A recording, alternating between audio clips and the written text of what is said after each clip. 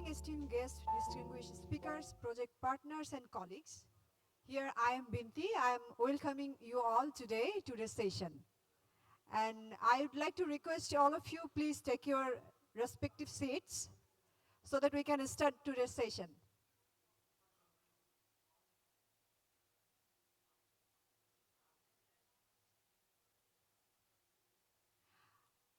Sir, please, if you allow, yeah, thank you, sir. Thank you so much.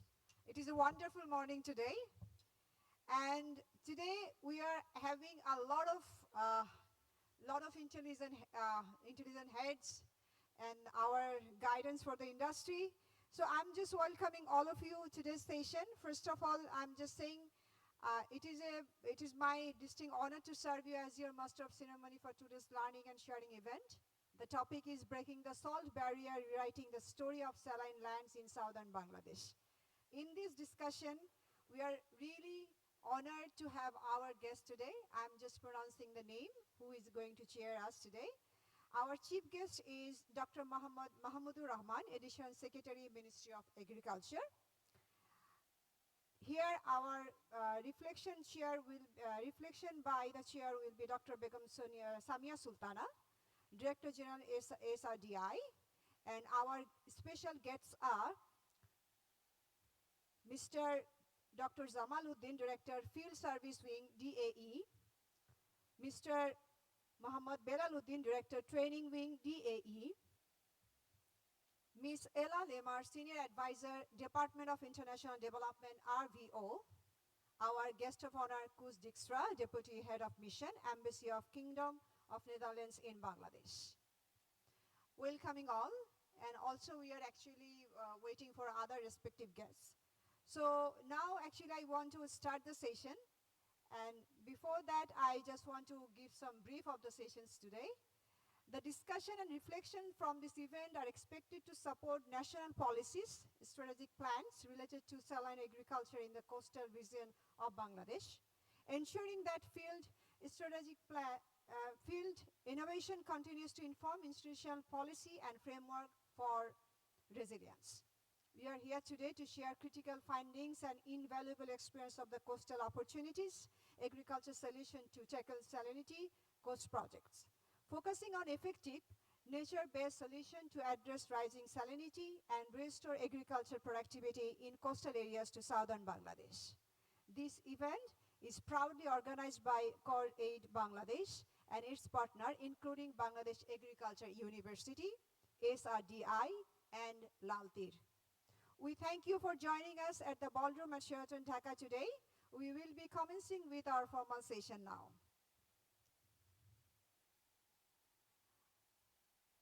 We will hear a welcome address from the leader of Cordaid efforts in Bangladesh. Please welcome Mr. Dijkstra, Country Director of Cordaid Bangladesh, for his welcome speech.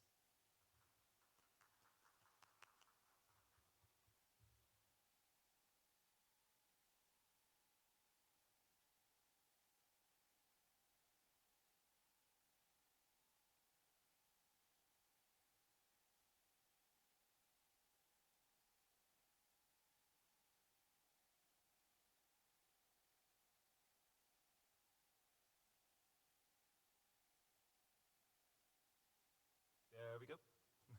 Good morning again to all of you. It's a great pleasure to welcome you all at this learning and sharing event on breaking the salt barrier, rewriting the story of saline lands in southern Bangladesh. On behalf of Cordaid Bangladesh, I extend our deepest appreciation to all of you for joining today. Your presence here reflects a shared commitment to finding lasting, inclusive solutions to one of the most pressing challenges facing the coastal communities today, namely salinity intrusion and its growing impact on the lives of the people in terms of water, food security, and livelihoods. The Coast Project has been a journey of learning, great partnerships, and innovation, and you will hear all about that today in the presentations. Together with our valued partners, the Soil Research and Development Institutes, SRDI, Lal Teer Seeds Limited, and the Bangladesh Agricultural University, we have worked to turn research into practice, and practice into policy. To tackle some of the above over the past years, COASTS has shown that nature-based, farmer-led and market-driven approaches can restore unusable saline lands and bring them back into production.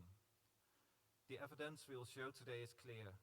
With the right partnerships, saline agriculture can become not just an adaptation strategy, but it can become a pathway towards prosperity in the coastal belt.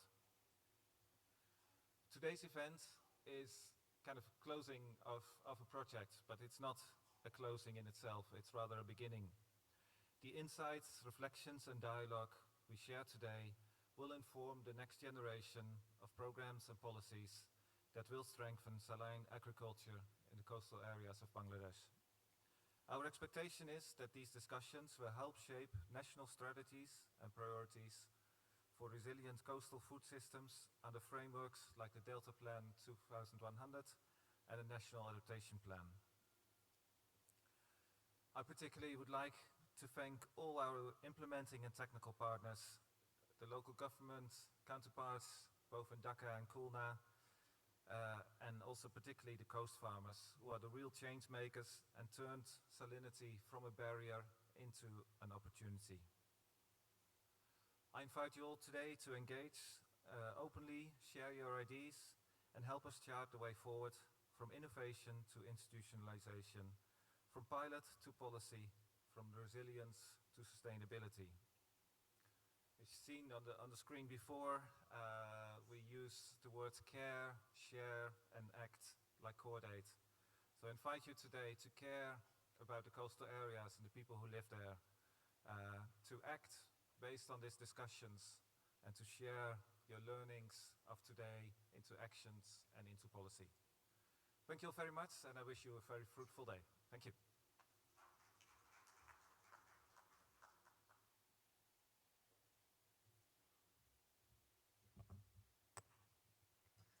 Thank you, Mr. Dijkstra, for your warm words and your organization steadfast dedication to sustainable livelihoods and climate change mitigation in Bangladesh since 1972. Now, I am actually welcoming, and please also give a round of applause for Cordaid Bangladesh and their dedication to Bangladeshi people and agriculture especially. Now we move on to the core of our morning session, a comprehensive look at the COASTS journey. And this segment will provide a project brief, present key findings from Endline research on cost-effective practical solution, and share inspiring stories from the field detailing the challenges and successes of restoring saline lands. I now invite the COASTS project team to the stage. Please.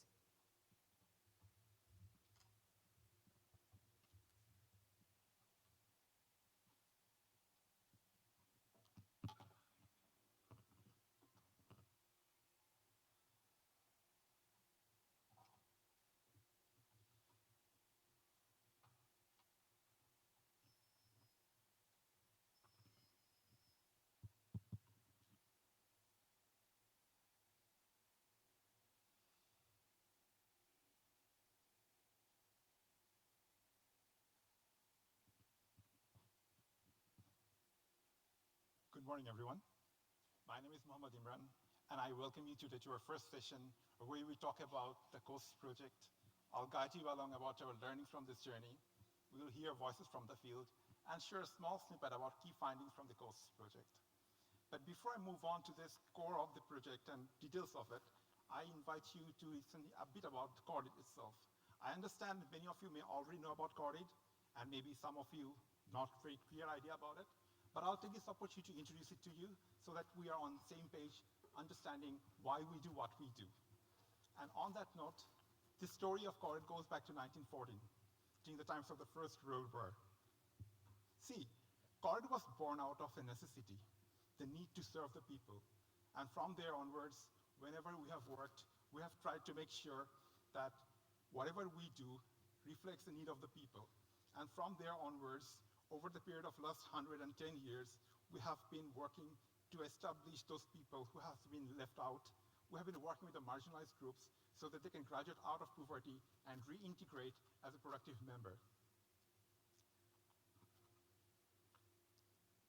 So there is a motto that we follow, why we do what we do.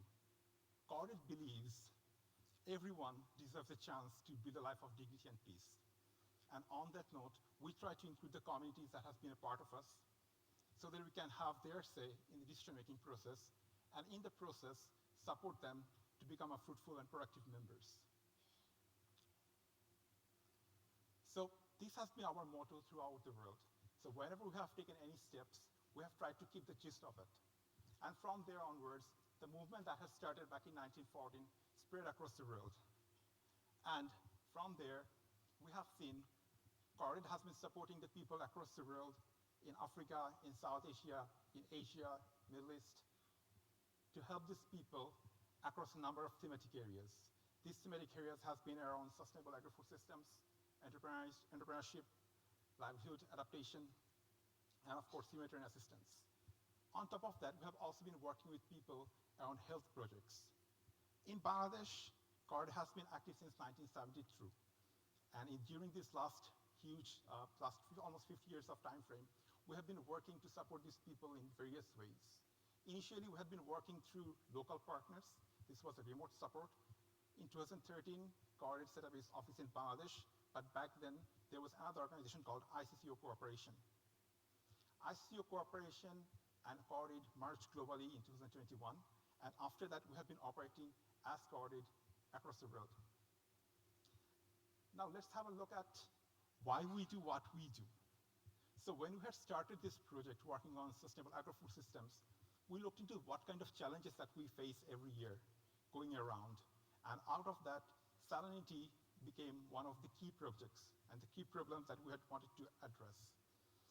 So moving on from there, we saw that salinity itself can be something that can be turned into a whole program of it. There are a number of challenges around salinity, be it agricultural, be it health, and of course the climate stresses and everything is also there. We saw, this is a well-known fact, approximately 33% of the whole cultivable land is under salinity intrusion. But what do we do with it? How do we turn this challenge into an opportunity? There is a saying that we internally use. When we talk about soil salinity, we use EC-meter to measure the salinity level. Hence, soil salinity measured in decicements, filled in empty plates.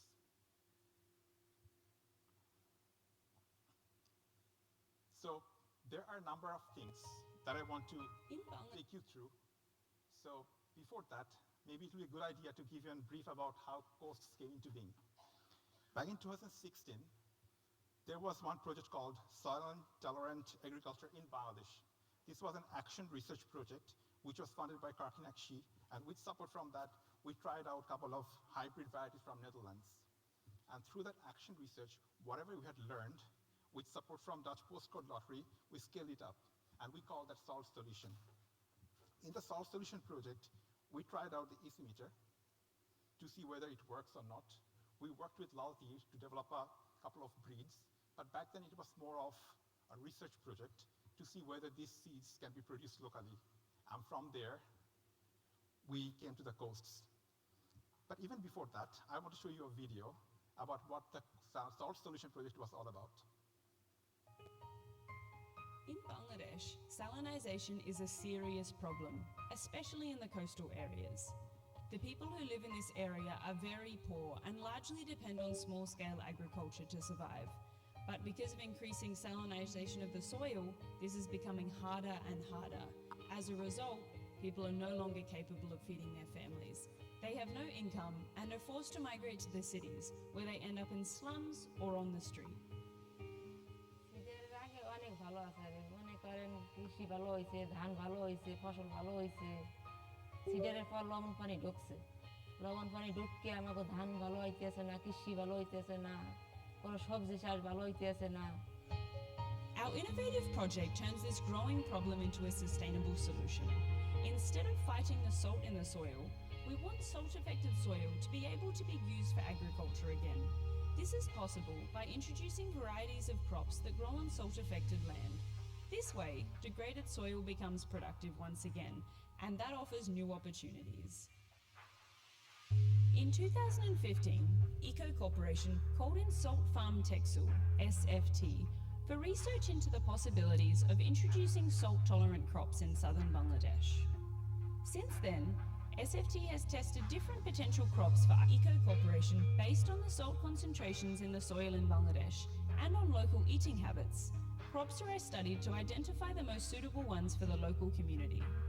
We identified other vegetables, like carrot and kohlrabi, which have high nutritional value as well as a growing demand as they are already eaten in Bangladesh. Now, the test results need to be applied in practice. Through role model farmers, we have been piloting the new varieties to determine which forms of biological fertilization and irrigation produce the best results for these crops under local conditions. Saline agriculture demands a combination of the right crops, the right fertilizers, the right irrigation techniques, and the right treatment of the soil. The best methods will then need to be disseminated among 5,000 farmers in 6 coastal districts who need appropriate training and access to all inputs for saline agriculture, like seeds and fertilizers. কিভাবে সার দেওয়া দরকার, কিভাবে কোন জায়গায় কোন বীজ খাটবে, এগুলো আমরা চাষার করে জানতাম না। মানে করতে করতে আমরা অনেক লস খাইতাম। দেখা গেছে তারপর সিডারের পর থেকে আমাদের দেশে আরও লবণ ঢুকছে, অব্দা করাই পানি ঢুকছে, ঢোকার পরে জমি পরিমাণে আর লবণ বেড়ে গেছে, বাড়ার পরে আমরা আরও লস খাইতেছি। আসলে এক পর্যায়ে মানুষ চাষাবাদ ছেড়ে তার পথেই ছিল, জমি তো আছে পড়ে রয়েছে, কিন্তু কিছু করা দরকার। মানুষ আবার আস্তে আস্তে জমিতে ফিরে আসছে। আমরা আসিয়া লবণ টেস্ট করছে, আমরা ছিলাম মাটি উঠাইয়া নিচের থেকে উপর থেকে ওরা টেস্ট করার পরে দেখলাম আমাদের জমিতে মাটির পরিমাণ, লবণের পরিমাণ কতটা বেশি। দেখার পরে ওরা বললো যে আসলে এই লবণের এই সার দরকার, এই জৈব সার দিতে হয়। তারপরে জিপসাম সার আমরা লবণ ব্যবহার করি, লবণ কমে যাবে, এবং লবণ সহিষ্ণু একটা সবজি নিয়ে আসছে, সেই সবজি বীজ দিতেছে এবং আমরা সেই সবজি চাষ করতেছি, আধুনিক চাষ করতেছি। আসলে আমরা অনেক লাভবান হয়েছি এবং আমরা আগে সে 3-4 গুণ ফলন বেশি পাইতেছি, আমরা আসলে অনেকটা সুখী আছি। The time has now come to introduce salt-tolerant agriculture in practice. Together, Eco Corporation and the Postcode Lottery can introduce this new solution to create new possibilities for Bangladesh. We are all set and ready to get started. Now, we have worked on the saline-tolerant agriculture project in Bangladesh. We have had the salt solution project. What next? Then again, we went back to the drawing board to see what is the actual need of the ground. And then we came across a number of macro challenges. These are some of the challenges that's quite well known. I mean, everyone who is here in the room already knows about it. We have seen how the climate change is affecting the production, how it's leading to internal displacements. We have seen how the stressors is affecting the ecological critical areas. We have seen how the disasters affecting livelihood and people. And of course, how the governance around it often fails to support the critical people at need. Then we went back to see, in the first 2 phases of these coastal projects around saline agriculture, what did we learn? The first thing we learned was an action research was necessary to understand whether farming is possible or not in the saline context. Secondly, in the second phase, in salt solution, when we have done those researches and we have tried out this test of saline-tolerant breeds with Lal Teer, we wanted to look into the horizon whether it can be scaled up. And then it only makes sense that we need a broader level of work that brings a number of multiple other partners. And out of that need, again, COASTS project was launched. COASTS stands for Coastal Opportunities and Agriculture Solutions to Tackle Salinity. So this project was funded by RVO, and we're grateful to them for the opportunity. And when we designed it, we looked into the Dutch diamond model. The people who are working with Dutch government and Dutch NGOs, I'm sure you're quite familiar with it. We have all heard about it, the Dutch diamond model. But let's have a look at how it works. So we have the community at the center. And then we have the CSO, like NGOs like Cordaid. We have the government partner, in this case, Soil Research Development Institute. We have Bangladesh Agriculture University as academia and knowledge partner. And we have Lal Teer Seeds Limited as private sector partner. So all these actors are working together to support the coastal areas.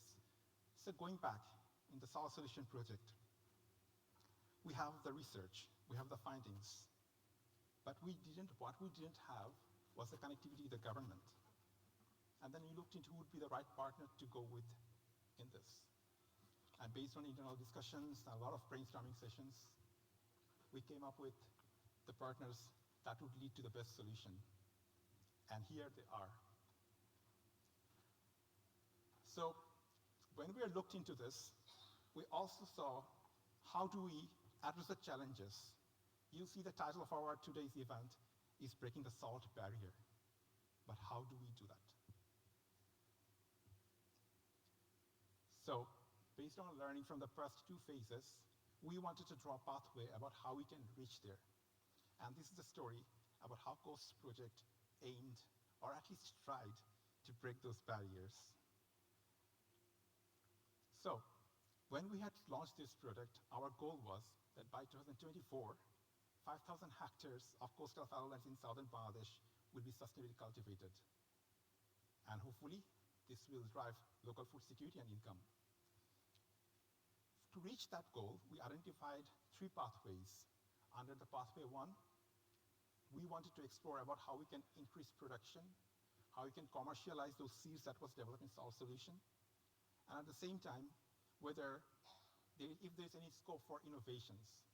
Under the second pathway, we looked into, all right, under the pathway, if we can have the production, the producers by the farmers, how do we connect them to the market? If we can connect them to the market, hopefully, the income will increase. And the third pathway, how will this private sector and the people will benefit from this collaboration? How do we create an environment where they are supported? So based on that, we looked into the core problems in terms of pathway 1.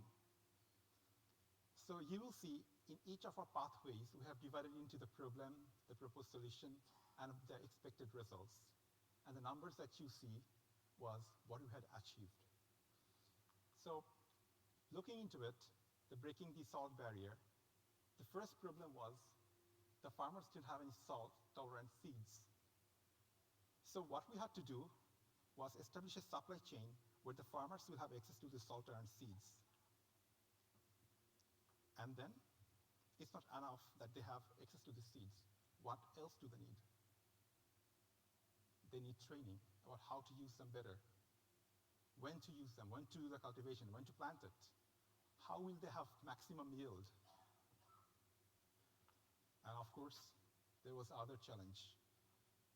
You're familiar about how during the peak seasons, the saline level rises, salts come to the surface, and that makes it very difficult for the farmers to make any kind of crop production.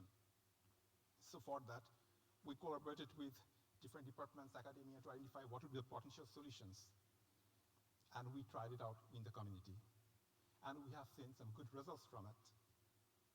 So it only added to the evidences that a collaboration like this could work. Under the second pathway, we looked into, all right, now we have the production. How do we sell it? So we looked into setting up collection centers. But is that enough? So yesterday I was having this interesting conversation with one of our beneficiaries, or rather project participant. And I was asking her, did the project at all help you? And then they said, yes, of course it did. I said, how? He said, we learned how to grow crops and then sell it to the market. Then I asked her, didn't you sell crops to the market before the collection point was set up? The answer she gave me left me dumbfounded for a moment. She said, we didn't have enough production to sell. So that it connected. Unless we have enough production, they can't sell. And to sell, we need the collection centers. And this whole picture started to come together. And from there, we also looked into what about the women farmers? Do they have access to the input market? Do they have access to seeds? And that's where one of our interventions came into play. That was farm business advisors. The local youth, mostly students, who took up this role to measure the salinity level at the community for a fee and also act as a person, as a last mile distributor for the seeds. Now, we have solved the second problem, connecting them to the market. Now, what about the third one? How do we address that challenge about creating an enabling environment? So, what we did, we looked into how we can make this accessible. In the Salt Solution project, we had tried this EC-meter, but that was with the project staff. So they used to go around, support the farmers, measure the salinity levels before they started sowing the plants. So we turned this into a local service provider, someone who can be an entrepreneur, and this can be one of the tools. So as a result of this small intervention reduced the day's worth of time for the farmers. It removes the guesswork entirely. So these farmers can now go around, support the farmers, do the field testing. And in the process, the farmers know when to cultivate and what crops they can grow. At the back, you will see there are two charts which shows the seeds that can grow at what salinity level. So once we are done with the first sessions, whenever you have time, please feel free to go and see them. That will give a better idea about how these interventions were designed and what were the seeds that was brought up by Lal Teer and our partners. Secondly, what we did was build public-private initiative platform at the community level. So that brought together the relevant people, the Upazila district officers, the farmers, the private sector, so that they could talk among each other and solve the problems by themselves, to get technical advice, to see whether what seeds are available. And at the same time, if there are any challenges that they want to share with the government counterpart, they could also do that there. But that doesn't alone solve the problem. Then we brought in Bangladesh Agriculture University as a knowledge partner, who supported us to prepare a position paper which looked into the salinity challenges. So we bridged the classroom with the farm realities. Through this project, number of students, master level students from the Bangladesh Agriculture University visited the project to learn this, firsthand, and that led to better results. But we'll talk about that later when we have open discussion session. Now, we have a small video for you that kind of ties all that we had done in the COASTS project in terms of supporting the farmer and the FPAs and a couple of small interventions. Let's have a look.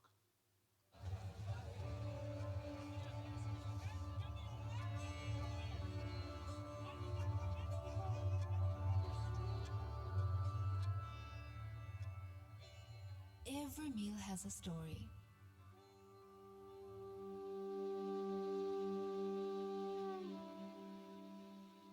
In southern Bangladesh, the story begins on land, where salt scares the soil and water is a fading memory. Here, growing food is not easy.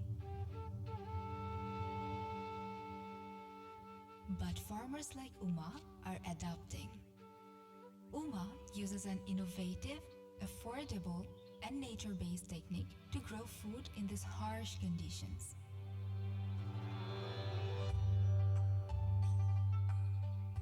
Her preparation begins right in her yard, where a farmer business advisor tests the soil salinity and helps her choose the right seeds and techniques suited to the land's needs. Having access to affordable salt-tolerant seeds, Uma can now produce surplus food for her family. After harvesting, she takes her produce to a local collection point, where buyers from larger markets offer her a fair price. Once known as housewife, Uma is now a successful farmer in her village. People travel from nearby villages to seek her advice, and she gladly shares her knowledge. With support from Cordaid, 10,000 farmers like Uma are changing the story of southern Bangladesh by transforming salt-affected fallow land into productive farmland.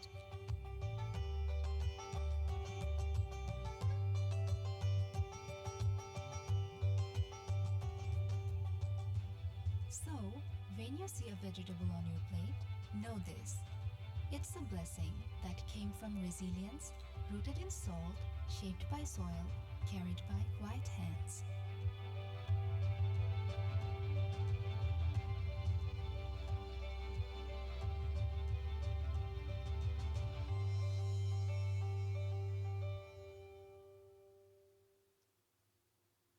So that was the COASTS project that focused on the FBAs and the farmers. There is a saying that I really like. The saying goes like this: the loss of thousands is statistics.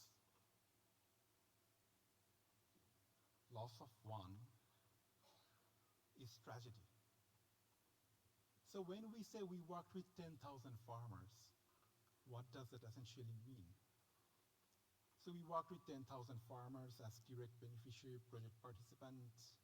That led to 40,000 beneficiaries indirectly. But is this 40,000 just a number? So what we wanted to do today is put some faces on those numbers so that you can connect to these people, their struggles and their stories. I really like the say that behind every number, there is a face and there is a future. So now I'll invite one of our beneficiaries, our project participants, to talk about her experiences. But before I do that, there's this very small story that I want to share. Of course, she will tell the story in her own words, but just to connect it better, so that for some of our guests who are here, would be easier for them to understand in English, let me summarize that story in a very short format. So the story goes like this. Our sister here, Uma, her father's place was somewhere there was low salinity level. So when she grew up, she could see that her father is producing a number of crops, and they were very used to this. And then at one point, in one of her relatives' wedding, she went to that relative's in-law's place, and while they were going, they saw that there are a number of shrimp ponds, sticks rising above water, and there were very little crops to grow.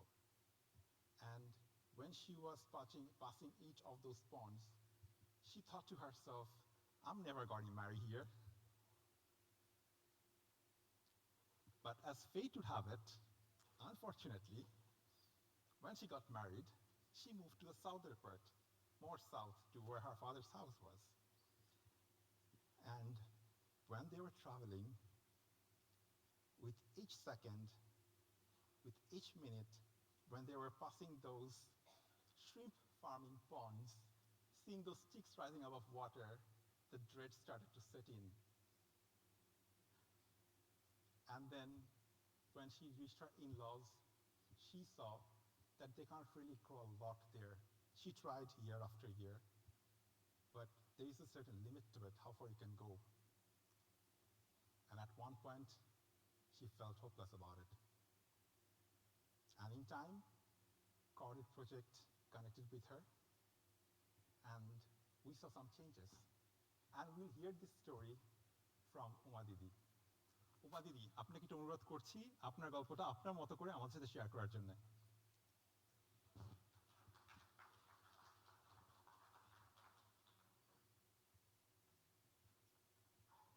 নমস্কার সবাইকে।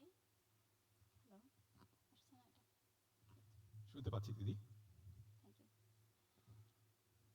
আমি উমারাই, আমি coast প্রকল্পের একজন lead farmer. আমি বাংলাদেশের সর্বদক্ষিণ জেলাগুলোর ভিতরে বাগেরহাট একটি, তার রামপাল থানা, সেখান থেকেই আমি এসেছি। তো কোস্ট প্রজেক্ট সম্পর্কে বলার আগে আমি আমার জীবনের কিছু কথা বলতে চাই। আমি যখন, আমার বাপের বাড়িটা হচ্ছে বটিয়াঘাটা থানায়, সেটা খুলনা জেলার ভিতর। তো এটা সাধু পানির এলাকা। আমার ছোটবেলা থেকেই আমি সেখানে বেড়ে উঠেছি এবং এটা সবুজে মোড়ানো।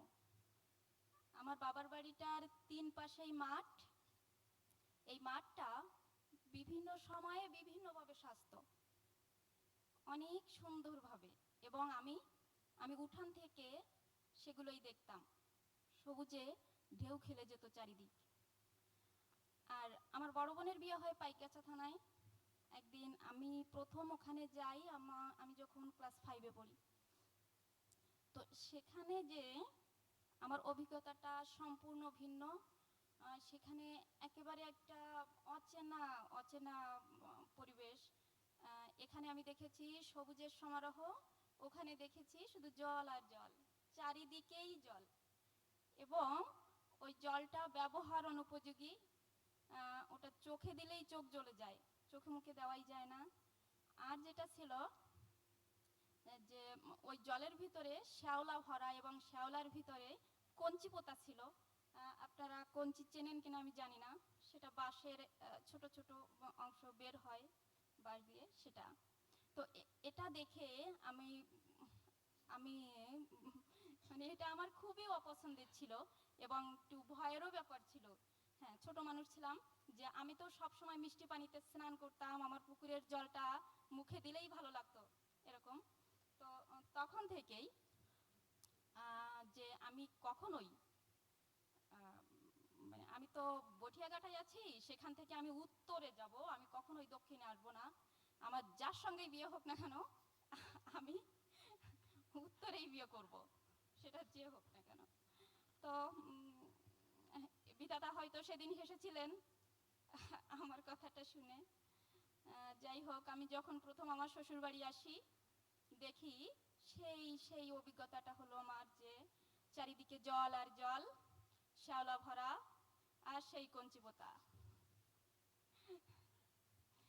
দেখেই আমার বুকের ভিতরটা কেমন মোচড় দিয়ে উঠলো, যে হে ঈশ্বর, এখানে আমি কিভাবে থাকবো, যেটা আমার সবচেয়ে অপছন্দ সেটাই। আচ্ছা, যাই হোক, গেলাম শ্বশুর বাড়ি। তবে একটা কথা বলতেই হবে, যে জলটা লবণ ছিল, কিন্তু শ্বশুর বাড়ির সবার ব্যবহারটা খুব মিষ্টি ছিল, আর সে কারণেই আমি ওখানে এতদিন আছি। তো প্রথম পর্যায়ে যে দেখলাম, আমার স্বামী বাজার করে নিয়ে আসতো এবং সেটাই রান্না হতো, খেতাম। সেখানে সবজি হতো না। তবে আমার শ্বশুরবাড়ি অনেকটা বড় একটা উঠান ছিল, যেটা আপনারা একটু আগেই দেখলেন ভিডিওতে, বেশ বড় একটা উঠান, কিন্তু সেখানে তেমন চাষাবাদ হতো না। তো আমি প্রথমে একটু চেষ্টা করলাম। তো যখন মৌসুম, বৃষ্টির আনসিজন, যখন বৃষ্টির সময় একটু হতো, তবুও আশানুরূপ ফল পাওয়া যেত না।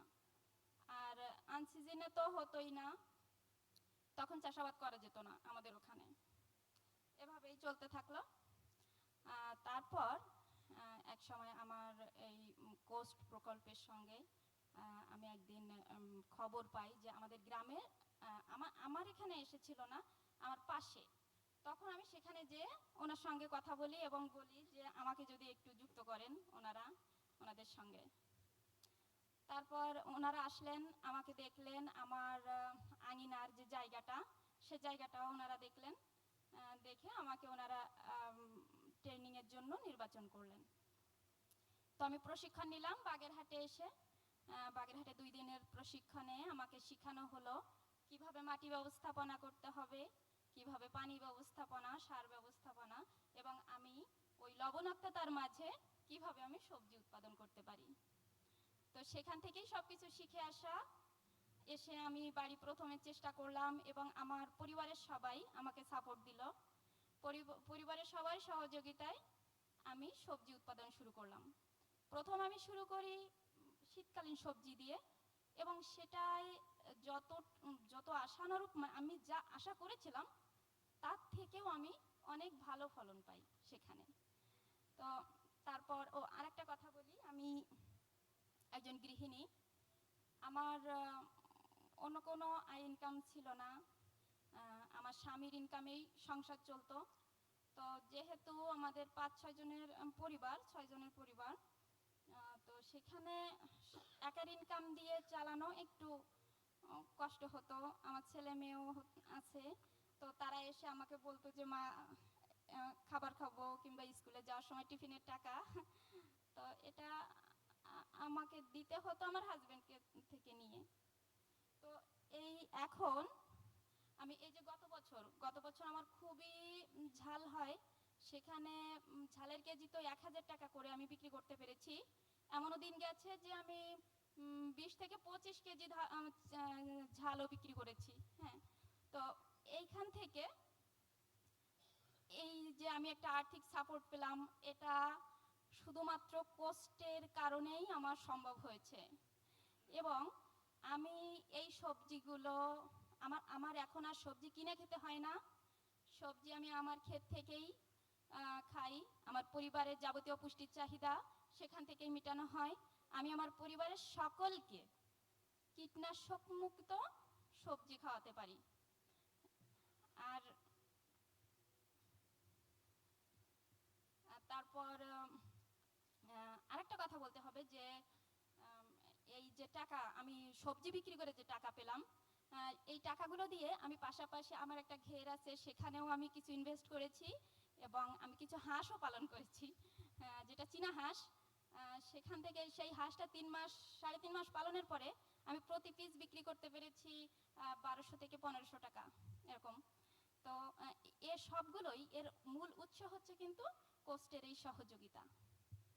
তো কোস্ট আমি বলবো আমার মতো হাজারো কৃষকের জন্য একটা সৌভাগ্যের ব্যাপার, এবং আমি আশা করব এই কোস্ট আমাদের পাশে থাকুক, আমাদের মতো হাজারো অসহায় গৃহিণীর পাশে আর্থিক সাপোর্ট দিক, এবং মানে এভাবেই টেকনোলজি, বীজ, এগুলোই।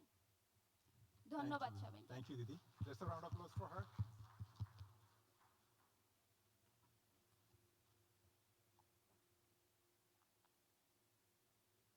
That was one of our lead farmers. Now we have Shushmita Didi, who is an FBA, Farm Business Advisor. She was a student, she is still a student, but this work as a local service provider, as an entrepreneur, is helping her to make her needs met with the extra income to support herself for her education. Susmita দিদি, আপনাকে আমি অনুরোধ করব আপনার মতো করে আপনার গল্পটা আমাদের সাথে শেয়ার করার জন্য। ধন্যবাদ।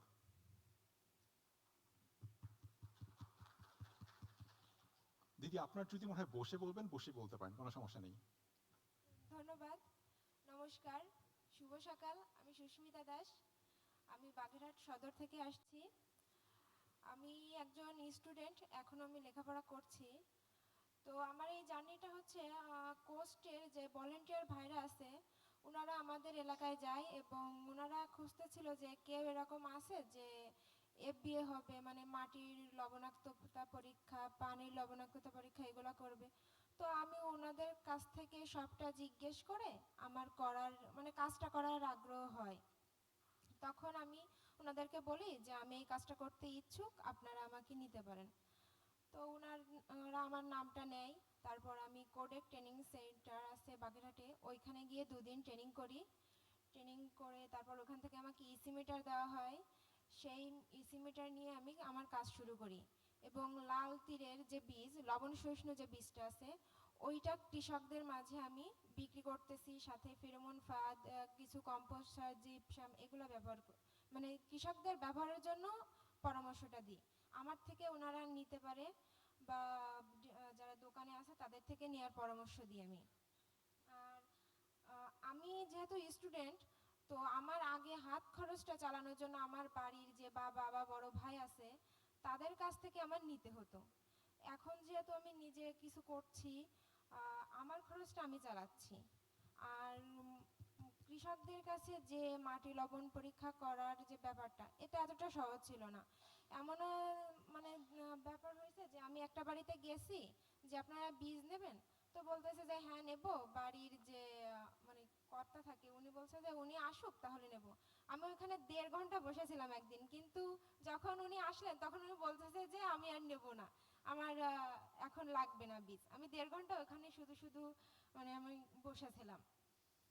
আর মাটি লবণ পরীক্ষাটা তো ওইভাবে আগে কেউ বুঝতো না, নিতেও চাইতো না। সবাই বলতো যে গাছ হবে না, এখানে গাছ লাগাবো না, শুধু শুধু মাটি পরীক্ষা করব না। তো ওনাদের অনেক 10-15 জনের কাছে গেলে হয়তো 1জন কি 2জন কাজটা করতে রাজি হতো। এখন আস্তে আস্তে সবার কাছে যেতে যেতে বোঝাতে বোঝাতে করে অনেকেই, এটাই। আর আমি এখন আগের থেকে অনেক মানে সচ্ছল আছি। আর আমার বাড়ি থেকে কিছু নেওয়া লাগতেছে না, নিজের লেখাপড়ার বা নিজের হাত খরচ যেটা, ওইটা কারো কাছ থেকে নেওয়া প্রয়োজন হচ্ছে না। আমি ধন্যবাদ জানাচ্ছি কোস্ট প্রকল্পকে আমাকে খুঁজে বের করার জন্য এবং আমাকে এরকম একটা সুযোগ দেওয়ার জন্য, আর আমাকে এফবিএ তৈরি করার জন্য। ধন্যবাদ, ধন্যবাদ সবাইকে। Thank you, Didi. Next, we have one of the nursery owners. So let's hear from her. To summarize her story, so when she had started this COASTS project, the teaching, the soil salinity measurement and all that helped her to buy another additional piece of land where she started the nursery. Let's hear it from our Josna Didi. Josna Didi, আপনাকে একটু অনুরোধ করবো আপনার গল্পটা বলার জন্য, but আমাদের সময় স্বল্পতার কারণে একটু যদি শর্ট করে বলেন খুব ভালো হয়। ধন্যবাদ। Thank you. আমার নাম জ্যোৎস্না পাল, আমি ফয়লা থেকে রামপাল থানা থেকে আসছি। আমি একজন নার্সারি। আমি আগে ছোট একটু জায়গায় নার্সারি কাজ করতাম। তখন কোষ প্রকল্প ছিল না, তখন আমি এই কাজটা বীজ যখন রোপণ করতাম, লবণাক্তার কারণে আমার বীজ মারা যেত, ওই চারা গজাতো না, বীজ নষ্ট হয়ে যেত। যখন কোষ প্রকল্প আমার সাথে সংযুক্ত হলো, তখন লাল তীর বীজ ব্যবহার করতে বলল, বেডনালা পদ্ধতি, তারপরে আপনার এই বেডনালা পদ্ধতি, আর এই যে বীজগুলো লবণ সহ্য করতে পারবে সেই বীজগুলো রোপণ করতে বলল। তারপরে প্রশিক্ষণ নিয়ে আমি সেইগুলো ব্যবহার করার পরে অনেকটাই সফলতা হয়েছি। তখন আমি যখন অল্প টাকা আসতো ইনকাম, আর এখন তার থেকে অনেকটাই আমি সচল পেয়েছি। এখন এই কোষ প্রকল্পর পরে আমি আরেকটা জমিও রেখেছি, কিছু টাকা জমাতে পেরেছিলাম, তার জন্য আমি আরেকটা জমি রেখেছি। এখন সেই জমিতে আরও আমি অনেক চারা লাগাচ্ছি, বীজ রোপণ করছি। শুধু লাল তীর বীজ খুবই ভালো। এখন আমি চারা কেবল শুরু করছি বেচা। Thank you, Didi. Moving on. We have one more stories. We'll also try to keep it short. So the next we have Osman Bhai, who is the dealer of Lal Teer Seeds Limited. Osman Bhai, একটু যদি kindly আপনার গল্প আমার সাথে share করতেন। ওনাকে একটা mic দিবেন কাইন্ডলি কেউ।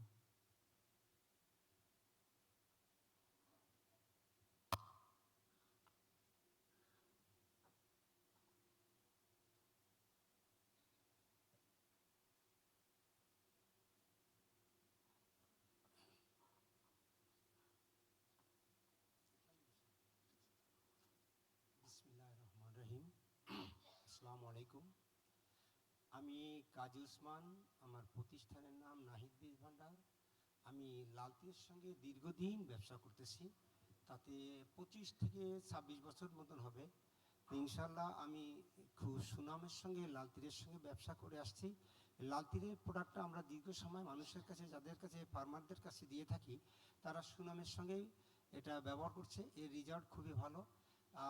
আমরা দিন দিন আমার ব্যবসার প্রসার ঘটছে।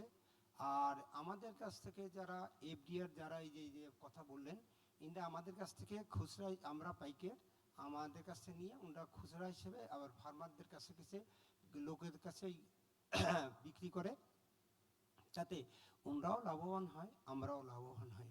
আর একটা বড় বিষয় লালতি যে নতুন সুযোগ করে দিয়েছে, সেই সুযোগটা হচ্ছে আমাদের বিক্রি এবং সেল বাড়ার মূল কারণ যে আমি যখন লালতিরের সঙ্গে ব্যবসা শুরু করি তখন খুব অল্প সেল হতো। এখন ধরেন আমার সর্বোচ্চ আমি 20 লাখ টাকার মাল বিক্রি করতে আমার খুব কষ্ট হতো। এখন থেকে আমি প্রায় 2 কোটির উপরে লাল তীরের প্রোডাক্ট বিক্রি করি। এতে আমিও লাভবান হচ্ছি। আমার এলাকায় লাল তীরের একটা বড় সুনাম আছে। আরও একটা বড় দিক সেটা বলতে হচ্ছে, যেমন কনজিউমার গ্রুপে দেখবেন শ্যাম্পু 1 টাকা 2 টাকার শ্যাম্পু করছে, লাল তীর নতুন একটা সুযোগ করে দিয়েছে, যেটা ছোট মিনি প্যাকেট করছে, তাতে 20 টাকা 30 টাকার হাইব্রিড বীজ পাওয়া যায়। এই বীজগুলো চাষিরা নিয়ে তার আপনার বাড়ির আঙ্গিনায় চাষ করতে পারে। এই চাষ করার সুযোগে তারা ভালো বড় বেশি জমি প্রয়োজন হয় না, অল্প জমি দিয়ে এই ছোট বীজ হাইব্রিডগুলো নিয়েই নিজস্বভাবে বাড়ির আঙ্গিনায় চাষ করতে পারে। সে চাষের বিনিময়ে আমারও সেল বাড়তেছে এবং যারা আমাদের কাছ থেকে নিয়ে চাষ করতেছে তাদেরও ভালো ফসল, মানে টাটকা ফসল খেতে পারছে, টাটকা ফসল করতে পারতেছে। একটা প্যাকেট আগে যে সমস্ত বড় বড় প্যাকেট ছিল, তাতে একটা প্যাকেটের দাম 300, 350, 400 টাকা দাম, এমন বড় প্রোডাক্ট ছিল। সেই অত বড় চাষিরা নিতে পারতো না, যারা ছোট চাষি ছিল। তো সেই হিসেবে আমি লাল তীরের আমরা লাল তীরের সাথে এই কোডেকের সাথে এই প্রজেক্টের সাথে জড়িত। তো আমি খুলনাতে অনেকবারই এই ওনাদের প্রোগ্রামে গিয়েছি, বাগেরহাটে অনেকগুলো প্রোগ্রাম হয়েছে, সেখানেও ইনশাল্লাহ আমি থাকছি।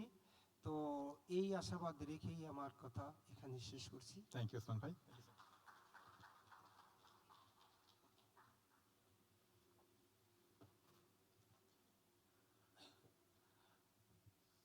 Inspiring stories. Now let me inspire you more. So when we started this presentation, we talked about sharing beneficiary stories, taking you through the journey. I also mentioned there's a couple of small innovations in this project. Let's have a look.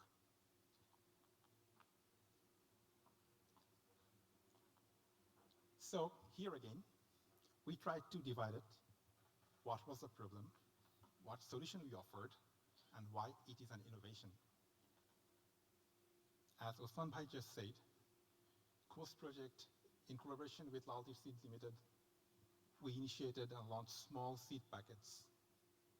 In general, the small packs, 1 gram, 2 grams, these cost way less than 5 grams and 10 grams, almost, let's say, 1/4 or 1/5 of the price. This made it very affordable for the people, for the farmers to try it out, and it reduced the risks.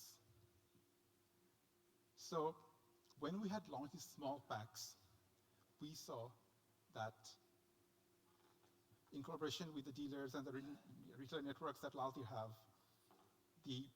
the sale volume went up. The people could try it out themselves. So the challenge with bigger packets is often they're not all utilized. So it costs more for them. But having these small seed packs, it made it much easier for them to try and get the benefit out of it. Second innovation was the EC meters. So in the salt solution, we introduced it to the project to measure the salinity level by ourselves. But here in this project, we capacitated the FPS with EC meter so that they can go around the village and support the farmers to measure the salinity level with, like, let's say, less than 5 minutes. And that saved their whole days of time. The challenges that had to travel to different districts, to the SRDI labs to get those tested. And here, we are indebted to SRDI to support us to pull this through. And that helped this FBS to gain confidence from the farmers So they could also play an advisory role to the farmers about at what salinity level, what seeds they can use to maximize production. The third innovation, we like to call it innovation, is the bridging of the classrooms to the fields. So we suffered from this project. We are developing master's level curriculum for the Bangladesh Agriculture University about saline agriculture. And I saved the best for the last. We have NewSil. It's a silicon-based foliar spray, and it does wonders. When we first heard about it, it seemed like a genie out of a bottle which solves a number of problems in one go. So we trialed this in our control and treatment plots, and when we were going there, we were half skeptic, half hopeful, and when we went there, seeing is believing. We saw the plants that were treated with NewSil, they had at least 25% more yield. Those required 40% less water. It reduced the usage of pesticides, insecticides by 50%. The length of the plant's life was exceeding the normal durations, and it kept on giving fruits. And this, we thought, could be a revolutionary product to support the farmers in different stress-related conditions. So the treatment that we had done, it was around July, where there was a heat wave going on, approximately 39 to 40 degrees. The other plants which were not treated were wilted down. They were dying literally. But on the other side, that were treated with NewSil, they looked fresh. The crops that were growing were supple, looked good, and bigger in size. We have a small video graciously shared by Tackle Limited, which is their product, NewSil. Let's have a look. The world's population is growing at an unprecedented rate. By the year 2050, it's projected that 9.3 billion people will inhabit this planet. Each one will require access to sufficient, nutritious food. Yet, in many regions, the demand for fresh water in food production already exceeds the natural replenishment capacity of water sources. As climate change intensifies, the twin challenges of food security and water scarcity loom larger than ever.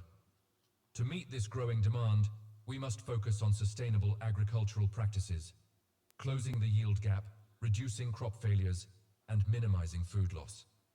Dutch Agro's innovative solution, NewSil, offers a promising path forward. NewSil is a water-soluble foliar spray, formulated with bioavailable silicon and synergistic micronutrients. Its unique stabilization process ensures high bioavailability, enhancing plant performance, especially in monocotyledonous crops like rice, maize, and wheat. The benefits of NewSil are remarkable. It boosts crop yields by 20 to 40%. It enhances resistance to abiotic stress, cutting water usage by nearly half. It strengthens biotic stress resistance, reducing pesticide reliance by around 50%. It improves root development, nutrient uptake, light absorption, and plant rigidity. It elevates crop quality, enhancing taste, vigor, and shelf life. It's cost-effective, requiring minimal labor. It reduces post-harvest losses and supports timely flowering and harvesting. It detoxifies heavy metals and increases chlorophyll, aiding CO2 absorption. And above all, NewSil is 100% safe and environmentally friendly. Beyond agriculture, NewSil contributes to human and environmental health, such as reduced pesticide use means fewer chemical residues in food, thereby protecting both consumers and farmers. And lower irrigation needs conserve fresh water and prevent soil salination, opening new possibilities for farming in arid regions. Cordaid Bangladesh conducted NewSil trials across multiple districts. Despite extreme conditions, drought, salinity intrusion, and heat waves exceeding 41 degrees Celsius, the results were phenomenal. Cordaid and Dutch Agro are committed to expanding this collaboration, advancing agriculture, addressing climate and water challenges, and strengthening Bangladesh's economy. Together, we can cultivate a resilient future. Dutch Agro and Cordaid Bangladesh, driving innovation, sustainability, impact. To learn more, please visit dutchagro.com and cordaid.org. Well, so when I said the results surprised us, and it seemed like a solution all in one, and I hope that I get to share the trial results with you so that you also get to understand what kind of potential impact a small innovation like this could have. We will share these trial results with you after the presentation and after the event. If need be, feel free to reach out to us. Now we have a small section that looks into the findings of the Endline research, but we'll keep it very short. We will share the findings and the report with you all so that you can look into it in depth. But just to give you some numbers, let me share some of the results here. These numbers are quite self-explanatory. I'm not going to dive deep into it. But just to give you a feel of it, so the project worked with 10,008 direct project participants, and altogether about 40,479 farmers. We worked with 41 farm business advisors. We supported 27 nursery owners. We set up 16 collection points and 16 collection point management committees. We supported and trained 96 people to manage those collection points. In addition to that, we have had set up 427 demonstration plots and 8 public-private initiative platforms. As expected, we never had doubt. 100% of the target coastal farming households that we worked with were benefited from these coast interventions. You see the numbers there. More than 90% achieved 74% growth. 100% of them achieved at least 50% growth. And 5,978 hectares of fallow land were converted into productive land. So here, 91% of the farmers got direct benefit from the coast established collection points. 13,585 metric tons of vegetables are sold through those collection points. 38% participants received agriculture training through different services and online apps. We introduced, with support from Lal Teer Seeds Limited, 15 salt tolerant seed varieties. We have mobilized 553,000 euro with private sector to establish their supply chain network. We have engaged 2,217 farmers with microfinances and access to finance institutions.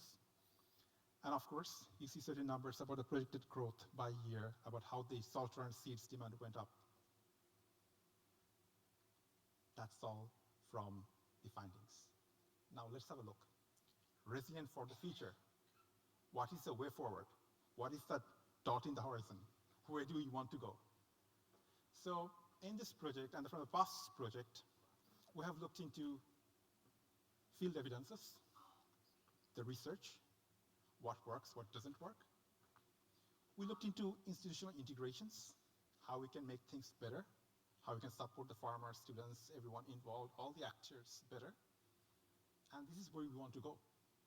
Policy influence and scaling, how we can support this as an ecosystem. I will not go into depth, but this is the area that we want to work in the next steps. We want to help the private sector to have better access to seeds, give them opportunity and co-investment opportunities for doing those researches in the country. We want to help them about how to import seeds for research to see if we can have certain benefits from them from government side. And of course, how we connect the universities with the private sector, the farmers, so that everyone can get benefited from it, and we can have a future generation who is more equipped with the knowledge. Lastly, this kind of shows our programmatic approach. So we have had the Solve Solution project, which kind of looked into building the foundation. Then we had the COASTS project, where we looked into innovation and partnerships. In the upcoming years, these are the project proposed phases where we need to scale up through COASTS Plus and Delta, where we want to look into policy integration, and you want to scale up these interventions across the coastal areas, and at the same time, look into market diversification. That kind of brings this whole discussion to a close. But this is not the close in itself. We are sowing the seeds for the next future, next interventions. To everyone who walked with us, thank you. COASTS project only added to the growing evidence that saline farming works, that hope still grows in salt condition, even in the harshest conditions, and that when we look into the whole spectrum of it, there are players who can support us. There is a saying, until and unless we internalize the idea that we ourselves have to be the change agent, we cannot really expect lasting change. So you are all very busy people, and that you are here gives me hope. It tells me that you see the importance of this initiative, you see the value of this saline farming.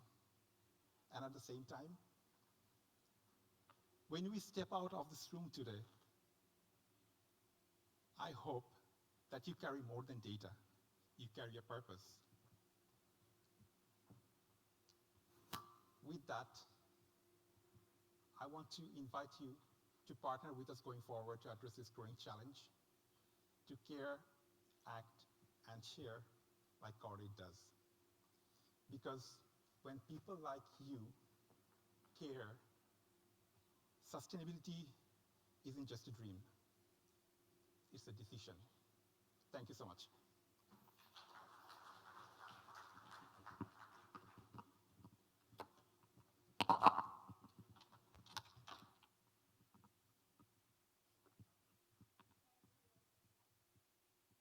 Thank you to the COASTS team for this comprehensive and powerful presentation. The key findings and stories from the field clarity illustrate the potential nature-based solution in overcoming salt barrier and restoring agriculture productivity. And thank you, Omadi, thank you, Josnadi, thank you, Shushmita is there, and Osman Bhai, and thank you also Lal Teer SRDI. And this is really impressive to understanding the real factor, what actually we are seeing in our coastal areas. And please give a round of applause for all of them. Thank you. So now, partner reflections and dialogue session. Here, collaboration is vital in addressing salinity challenges in southern Bangladesh. Our next session will feature reflections from our dedicated project partners on the way forward. This reflection will be moderated by Professor Abu Naman Farooq Ahmed, Sher-e-Bangla Agriculture University.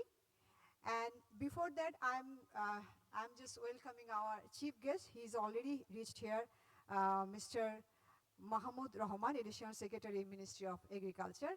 And thank you, sir, for your. So now for this session, we are honored to welcome the following experts.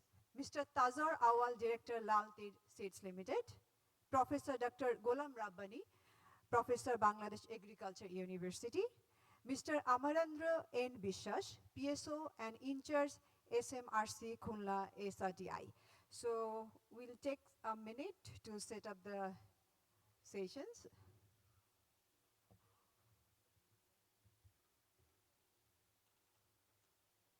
It's ready? Okay, now I invite our three distinguished partners to share their key insights and reflection on the path ahead for climate resilient development in the region. Thank you. Please welcome all.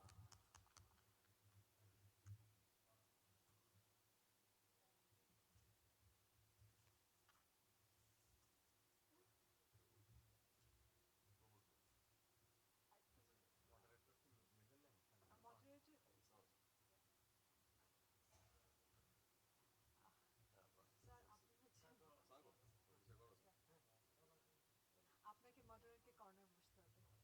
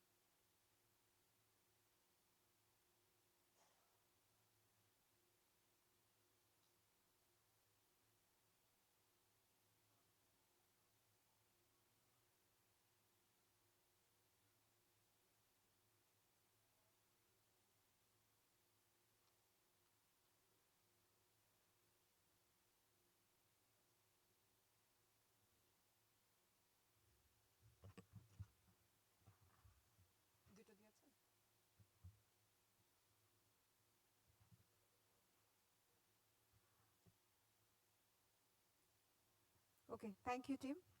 Please, sir, it's your time. Thank you.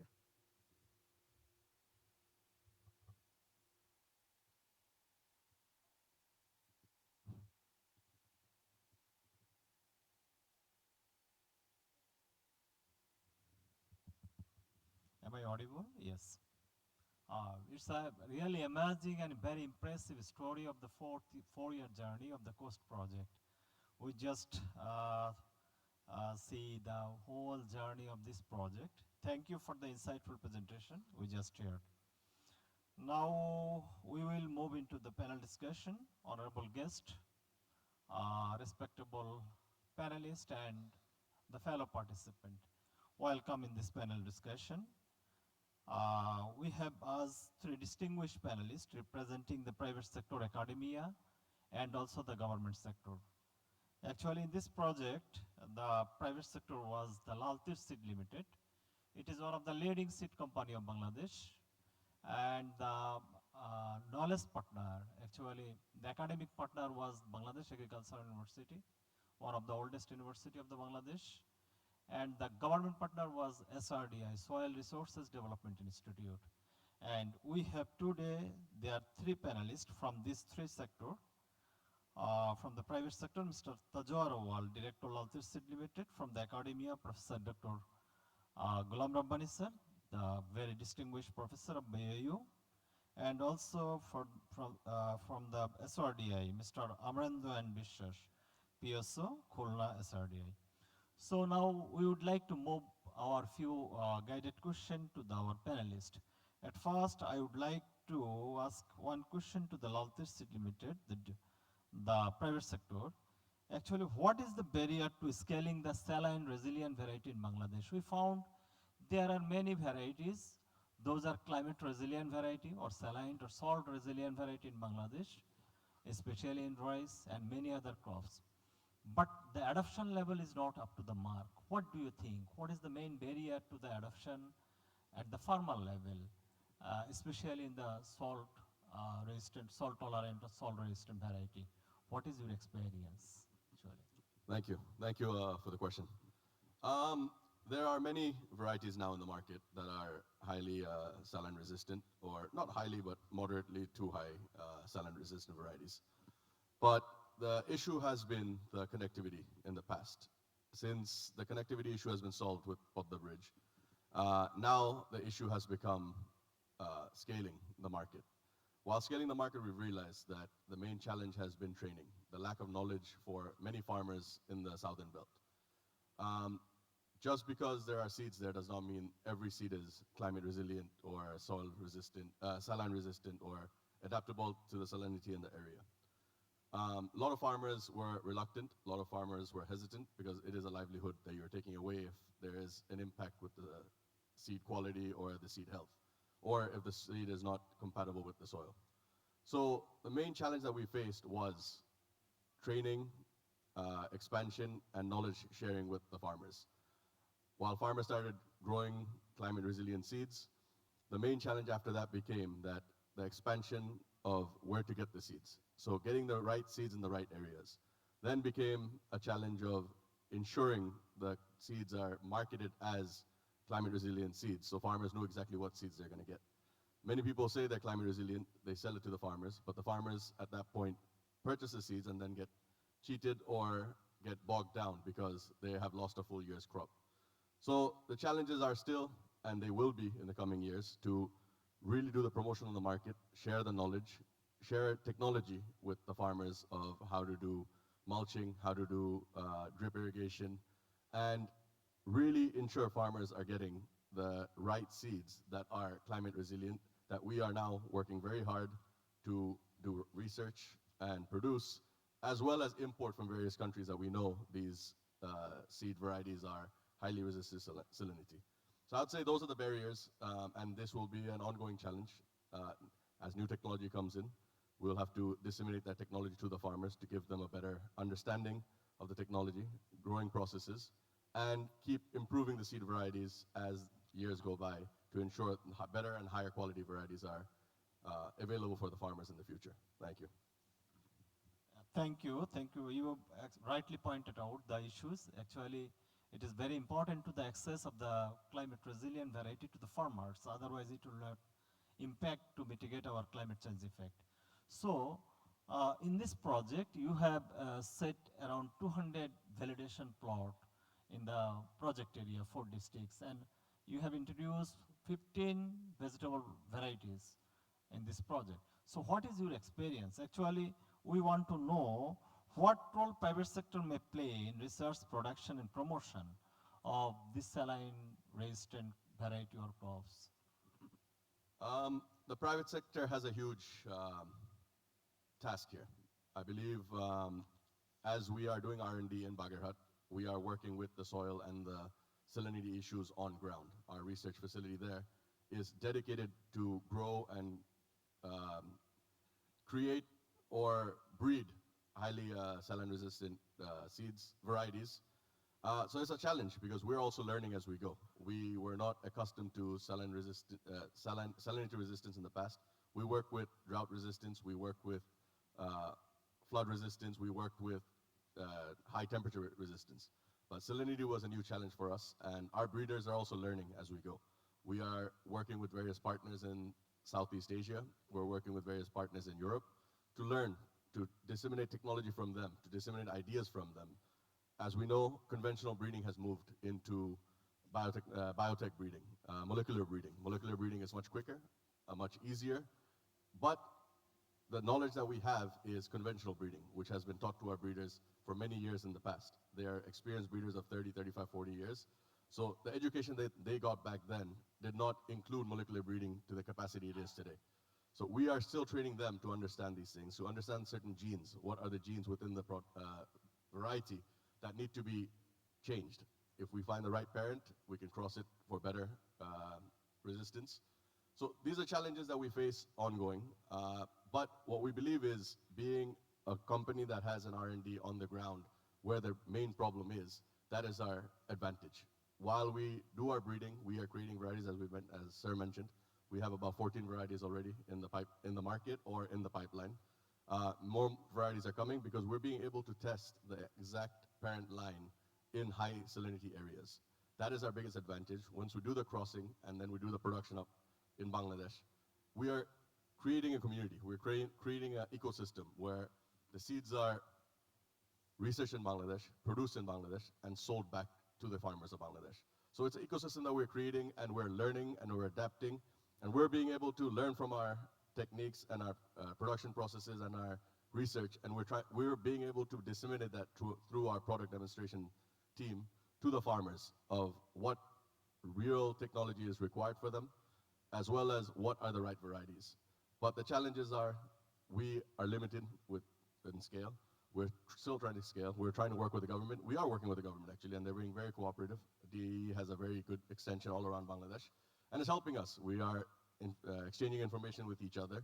We're learning about each other's varieties, and we're being able to help farmers really grow the right crop at the right time and earn a living. As we've heard from a few individuals that have adapted this technology, adapted these seeds, they are happy with their growth, and we hope that this growth continues and southern Bangladesh gets even brighter and better in the future. Thank you. Thank you very much. Thank you, Mr. Tajwarawal, for your very practical insight on this issue. But I have the last question to you. One thing, what is the most important lesson learned from this project as a private sector?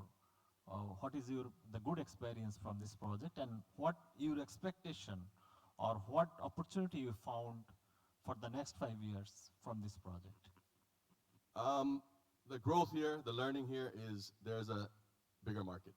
For us private sector individuals, we see a new market, a new horizon, and we see an area of Bangladesh that can prosper even further. Now that the connectivity is there, I don't know how many of you know about the distance from Bagherhat to Dhaka. Back in the day, it would take about 8 to 9 hours to transport. A truck would take a day, maybe 2 days, trying to catch a ferry to cross the Podda River. Now, due to the bridge, the connectivity to a private car is maybe 4 to 5 hours. And for a truck, it's maybe 6 to 7 hours. So due to the connectivity, the farmers are being able to send their produce, which is a perishable item, to the Dhaka market quickly. But with that being said, a lot of farmers are now trying to do farming. A lot of farmers are changing crops to get a higher yield or higher price for their crops. But they're not being able to choose the right crop. If you don't choose the right variety, you're gonna be stuck. And when you get stuck, you get disincentivized to go into farming again or do the same crop again. So the main challenge for us from the learning that we've got is we really need to get onto the field and do extension even further. We need to teach the farmers what to do, how to do it, and with what technology to do the growing. So I would say for a private sector, we have seen a new opportunity, and that gives us incentive, that gives us motivation, that gives us the reasoning to keep researching there, keep growing there. And not only Bangladesh, I believe with climate change around the world, our research, our innovation can help other countries around the world, whether it be East Asia, whether it be Africa, whether it be South America. Wherever there's high salinity, from our basic research, we can share germplasm, we can sell germplasm that we know that is highly resistant to salinity or drought or high water logging or even high temperatures. And through that ecosystem will be built around the world. Bangladesh can be a pioneer in that in many ways to teach other nations, because Bangladesh really needs to move forward at a rapid pace because of sea levels rising. So that gives us the challenge, and that gives us hope and a mandate to do better, to do more innovation, work with more innovation. And the last thing I'd like to add, recently we've started working with drone technology. We are trying to get a partner from China to really teach us drone-based agriculture. Once that happens, we will be able to really capture the ground's picture and see where the high salinity is. A farmer does not need to use all high salinity-based varieties. If the grounds are capable of growing seeds that the ground has less salinity, they can get a cheaper product. But with drone technology, we can do mapping, we can do fertilization training or consultancy, as well as teach a farmer exactly how to grow their crop with better irrigation, less irrigation so they can reserve water. And we know in the southern belt, a lot of the water, there's a lot of water crisis at times, high salinity in the water. So rainwater conservation, using drip irrigation to grow their products.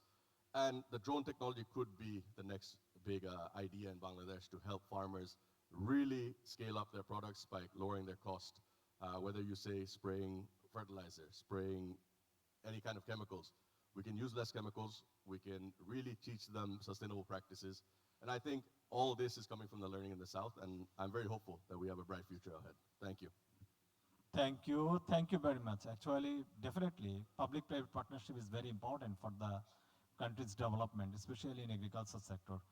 So now we want to hear from our academic partner, that is knowledge partner from the Bangladesh Agriculture University experience.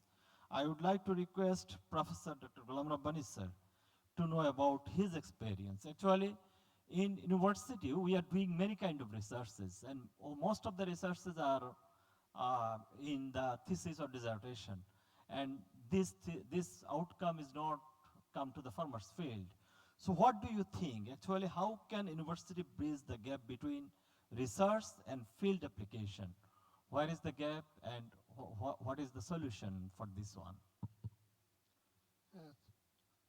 Good morning, everybody, and thank you, Mr. Professor Rahman, for your nice questions. As you know, our agricultural universities are established with three missions: teaching, research, and extension in the field of agriculture. And along with how to incorporate the challenges faced by the people in the field or farm growers in the field, we have to solve those through research and incorporating, building knowledge out of that and incorporating that in our syllabus and course content so that our students can get exposure and can face the challenges in the field. That is the motto.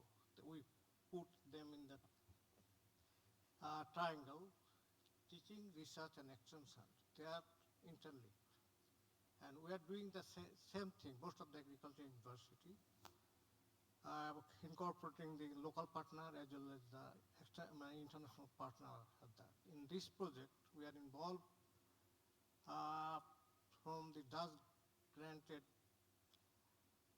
on institute we established called it Interdisciplinary Institute for Food Security. That we are providing 3 degree out of that. One undergraduate degree we call BSc AG in Food Safety Management at MS from 2014. And at postgraduate level we are providing 2 MS degree. One is MS in Food Security, it is regular program, another is in MS in Food Security, that is professional degree. And as I mentioned, farmers are facing lots of problems and challenges due to the climate change and other issues. If the university is not linked with that problem, then we can't do the research and address the problem, can't build the knowledge, and we can't provide that knowledge to our graduates so that they can face severe problem at the end. That is the things we are doing. We are taking or bringing the challenges or problems faced by the farmers to the university, doing research, creating knowledge to face that challenge at field level by our graduates. That is the way we are providing the knowledge. And many of us, we don't know, through research, we have the Bangladesh Agriculture University have separate institute, we call it BAWIC, Bangladesh Agriculture University Extension Center. And we have another institute, Graduate Training Institute. We provide training, farmers training, as well as the training of the graduate to disseminate that knowledge created in the university, along with the academic program run by the university. So that way, we are what we call it, facing the edge. We are producing the smart graduate, incorporating the proper knowledge faced by the farmers in the field so that they can face that challenge at field level. And we are taking up again through the extension system the problems, the forthcoming problem we can face, and doing research and incorporating the knowledge produced out of that research to our course content so that our future graduate can be learned on and can face the challenges in future too. Thank you.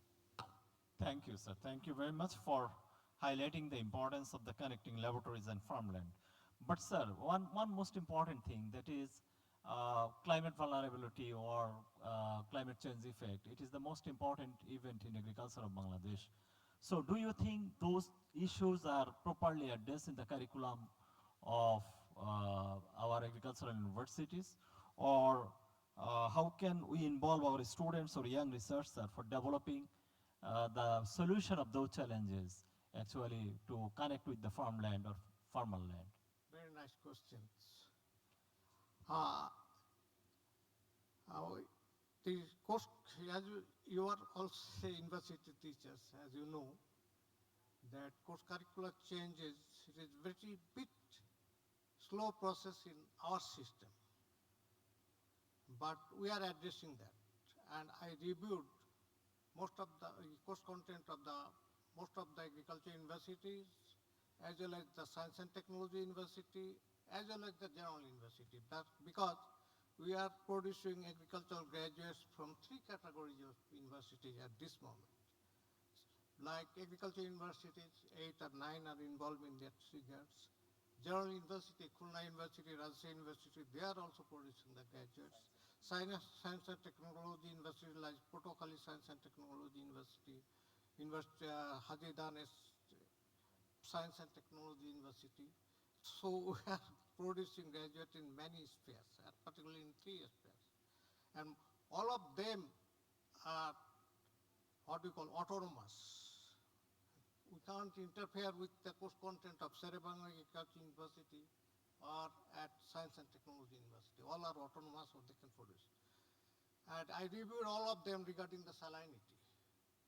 And in some universities, they are properly addressed. And in some universities, they are not properly addressed. So my request is that whether you can organize an workshop we can invite all the universities. These are the common challenges we are facing here. We can address it properly so that we can produce the smart graduate, knowledgeable graduate, so that they can face the challenges in the field properly.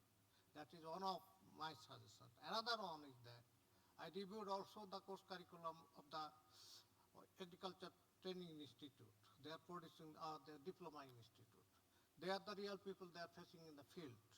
So our diploma graduates, what we call it. That salinity problem is also poorly addressed over there.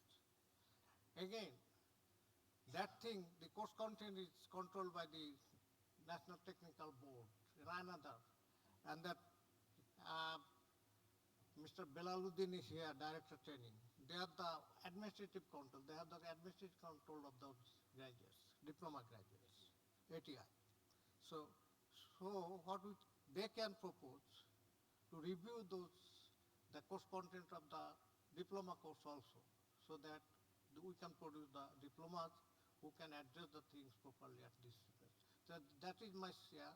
One is that all the universities who are producing the agricultural graduates can organize a seminar or workshop, address the coming issues, the present issues, so that we can produce the uniform course content to face the challenges, forthcoming challenges, the future challenges uniformly, so that our graduate cannot face any problem over there in the future.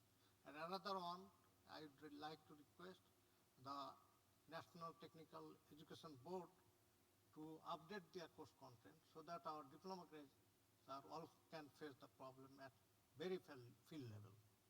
So thank you again. Thank you, sir. Thank you. We found a very good suggestion from the sir, that is harmonization in the curriculum, especially at university level. It's a very good suggestion.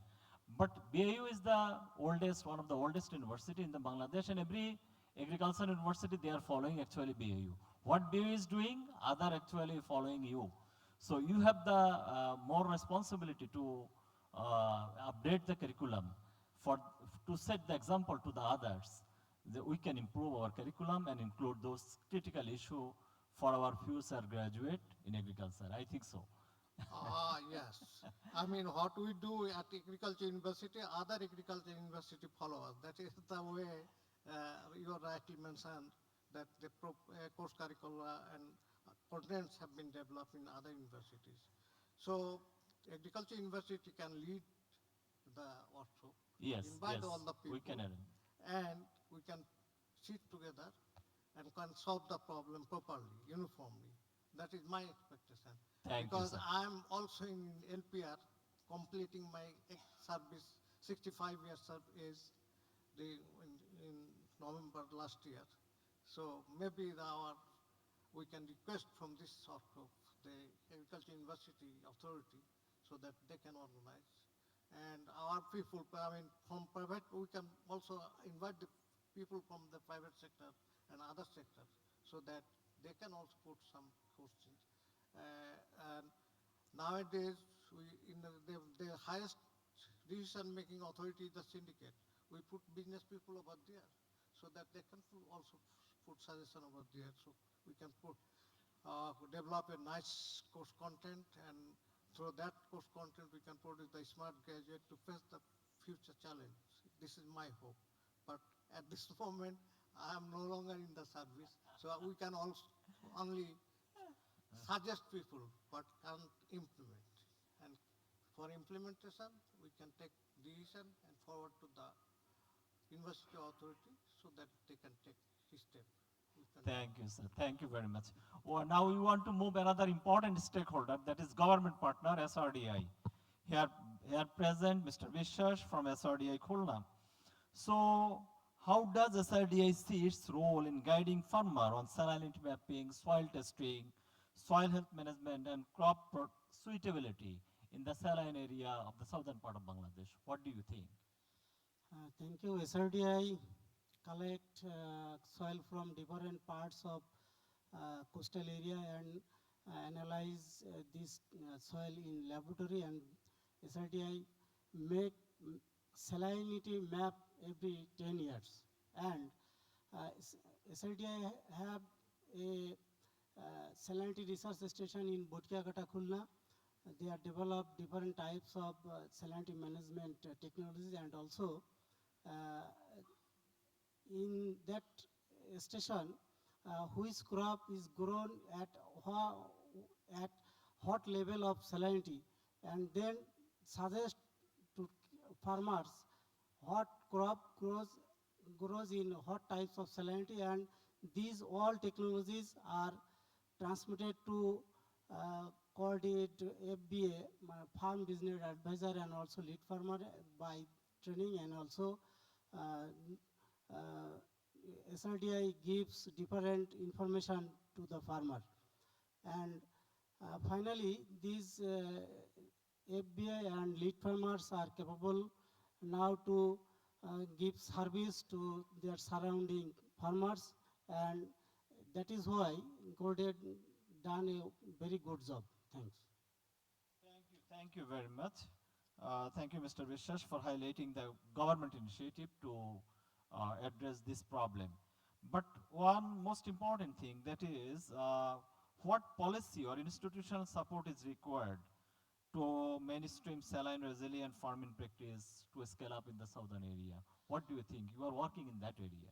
I think present policy should be implemented, and also need-based policy should be developed now. And in case of infrastructural change, GO, NGO, private sector, and also donor agencies should be work in collaboratively. If we think the COASTS project here, NGO, GO, private sector, and also donor agency gives a effort, and that is why this project became successful for this region. Okay, thank you. But one important issue is SRDI is has the mandate to do work on the soil health management, to do work for the soil testing and other issue. Are farmers aware about this soil testing, and is it accessible to your laboratory? They know there is the laboratory of SRDI, and what is the data you see? How many farmers are access to your laboratory, and how they use the laboratory facilities from SRDI? Nowadays, many farmers are aware about it, and DAE also work on it. Many soil sample are they send, and they also collect farmers soil, and they send to our laboratory. Recently, this rate is very high, and also we analyze the soil and gives information about this fertility management.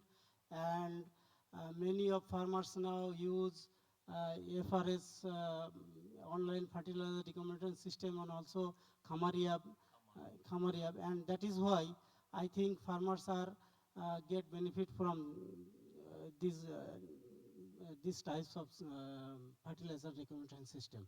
Excellent, excellent. Actually, these digital tools, if we can award the farmer about the Khamari apps and fertilizer recommendation systems, they can easily benefit it from these digital tools. Thank you.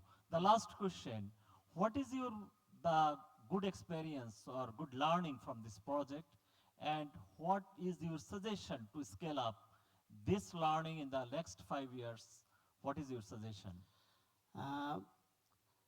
Most of the information about soil salinity was not available to the farmers, but by this project, many farmers are aware about salinity management technology, salinity resilient technology, and also saline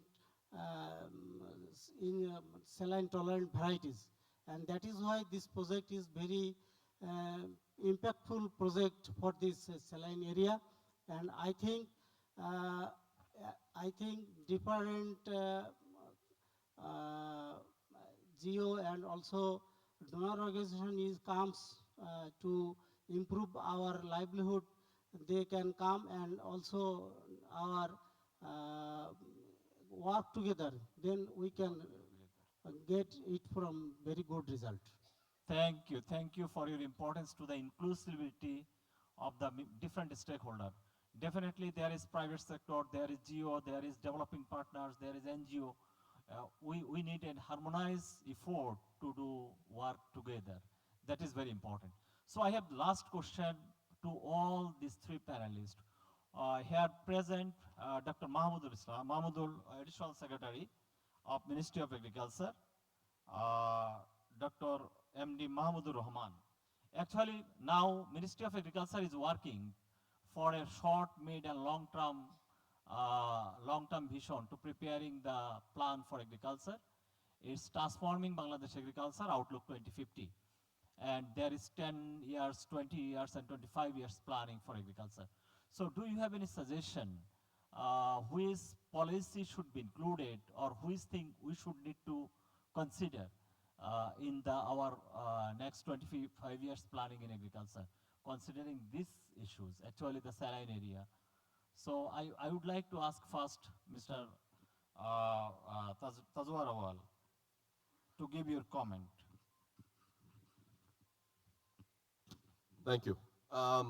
Sorry, I'm just going to go back to the earlier time when I was speaking. I left out a crucial part of the discussion. From the challenges and learning, I have to add that the Dutch partners have been very crucial and instrumental to implement our projects. We have learned a lot regarding irrigation. We have learned a lot about sustainable practices of agriculture. And from the various acts of CNL and other ideas, we've understood policies of how sustainable policy should be created. So that's another great achievement and learning we have got from the past that I failed to mention in the previous discussion. So now discussing about policy, 5 years, 10 years, 25 years, short, mid, and long-term goals. The first policy that Bangladesh needs to address is IPR issues.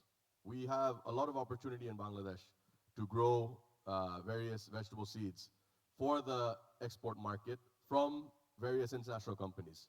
But now the biggest barrier that we have faced is no international company wants to grow their seeds in Bangladesh because of IPR issues. There's no protection for their seeds. We as individual companies or private sector companies in Bangladesh, we ourselves don't have protection. Our seeds are being copied, stolen, or replicated at a very easy, at a nominal cost.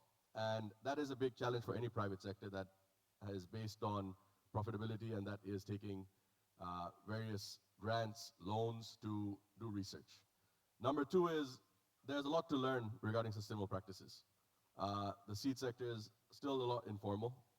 We need to bring that within the sustainability practices to ensure SDG goals, to ensure quality vegetables are reaching the end users, which is the civil society or the general public. Before that, a few policies need to be addressed, which is import permits. One challenge we had faced during this project, during this length, was importing varieties from the Netherlands. That was because of various IP clauses, various requirements within the import permit from the DE. We had addressed these discussions. We had visited the Netherlands on a CNL mission. CNL has visited Bangladesh to help the government create policies. I think the Bangladesh government needs to accept and kind of work in this framework to figure out how we can import high quality varieties with less barriers. With that, the IPR issue is a very crucial issue because there are a lot of varieties around the world that could be sold in Bangladesh for a nominal cost. Due to high production costs in Australia, New Zealand, Chile, Italy, Argentina, and various nations, our farmers do not have that purchasing power. The purchasing power is out of their grip. But we could grow those seeds in Bangladesh for international companies at a much lower cost. This will create a very big industry in agriculture.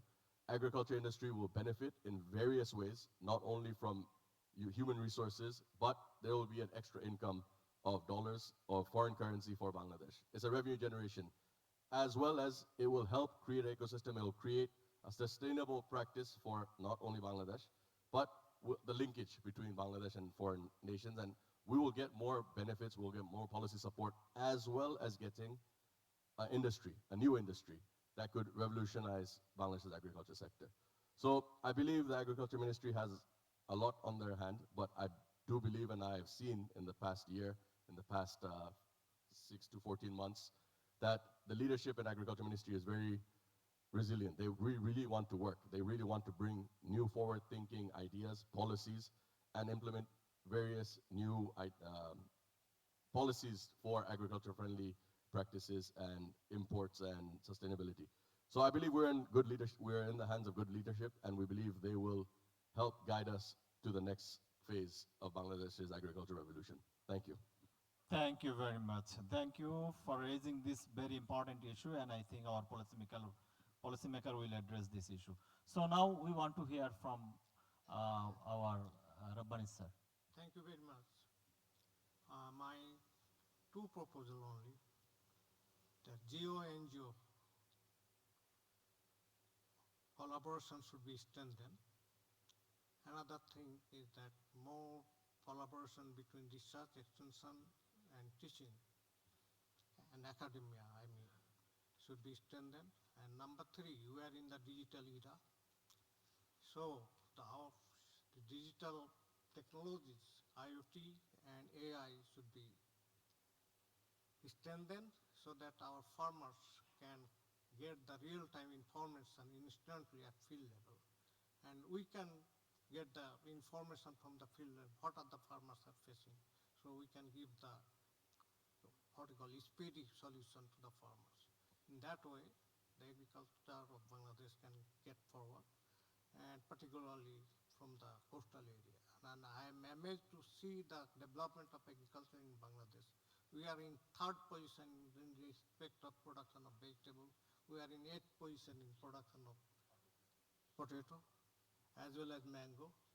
So we progressed well, and we want to see more progress so that we can feed the people in future. Maybe in a few years we will be 200 million, so we can feed the people. And as mentioned by this Mr. Tajwar, that public and private partnership, as well the policy regarding the IPR and other things should be solved so that both the private and public sector can go side by side for the development of the country, along with the digital technology. Thank you.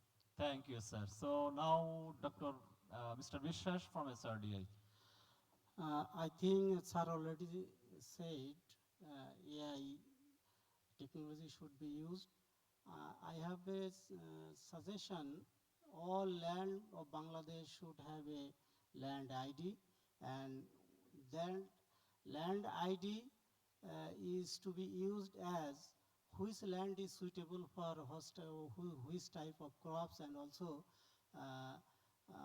if we have all information about the land, then we can easily calculate the yield, calculate the total areas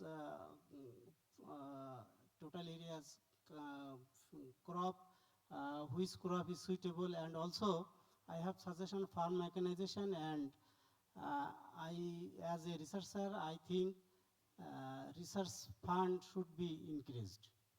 Excellent, excellent. We have an ID, and our DA is working on the farmer ID, and now there is another innovative suggestion, that is land ID. It is a very important one. Okay, thank you very much. Thank you to all the panelists for your valuable reflection. Now we will open the floor for question and comments from the participants. Actually, we want to hear from our participant. Please raise your hand, introduce yourself very briefly, and direct your question to the specific panelist if possible. Please raise your hand if you have any question, comments, or suggestion.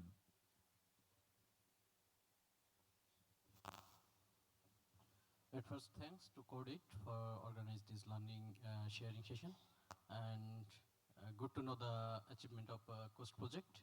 I am MD Shamil Alim, working in the climate change program of CCDB.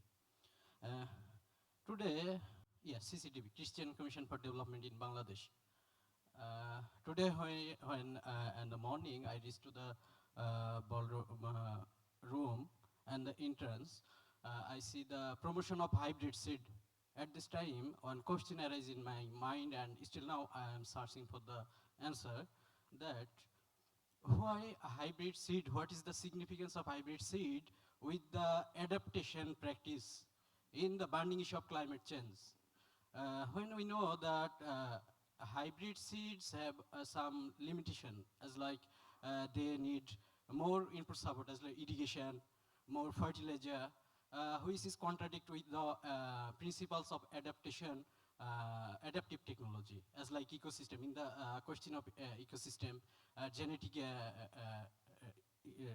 reduction, and in the slide, as far I recall, there was the pathway one, that there was mentioned that promote saline tolerant agricultural technology and commercialize.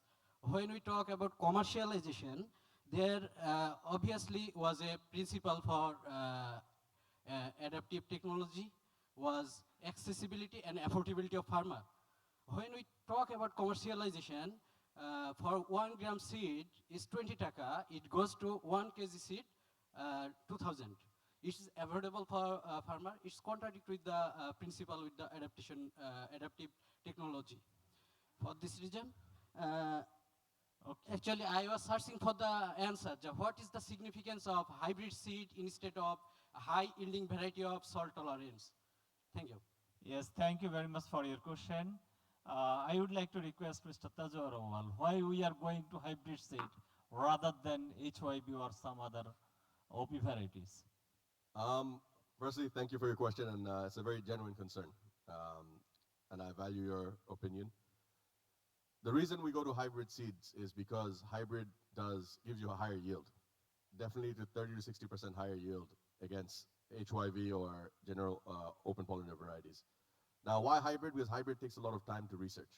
We do a lot of crossing, we do a lot of research between various parent seeds to create the right variety that will be sustainable against salinity, drought, climate resistance, other parameters in it. So, though the price is higher because it takes a lot of time and energy and research to create a hybrid variety. Right now, if you do the research, it takes about 5 to 7 years to establish a hybrid variety and get it into the market for multiplication and expansion and sales. Now, that is a cost. Because of the cost, hybrid is a little more expensive, but we ensure that whatever variety we create, it will give a farmer a higher benefit of 30 to 60% higher yield, which in return will give the farmer an extra benefit in financial gain. Thank you. I hope I answered your question with that. Thank you for clarifying the issue. Okay, who is the next from the audience?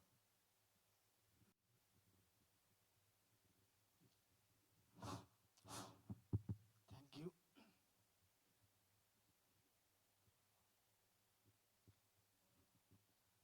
Hello, thank you. Actually,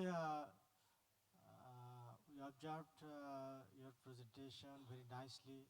There are you identified 15 most probably 15 high-yielding and hybrid vegetable varieties were invented in the areas. But why not you are working with our staple crop, that is rice? And here actually BRI, I think absent BRI representative. It would be better if a BRI scientist here, because our BRI released almost several salinity tolerant varieties. So I found there is no any information about our staple crop, and as well as for sustainability, when a project will sustainable, a activity is sustainable in the any kind of a climate hotspot like saline area. Earlier, brother was telling, why not we are working with our OP seed, because always for hybrid farmers, every season for every crop, always they have to go to market. From OP variety, easily they can produce seed also for their sustainability. So our body, that means Bangladesh Agricultural Research Institute, they released some salinity tolerant vegetables also. So why not working with those variety also? Please, thank you. Thank you very much. Could you please introduce yourself? I'm from Gain, Bangladesh. Oh, from Gain, Bangladesh. Yeah. So actually, this question is why you are considering only vegetable seed, not considering the rice seeds and other seed. Actually, the person relevant to this project can give the answer. All right, let me take the floor here. So, sure, please.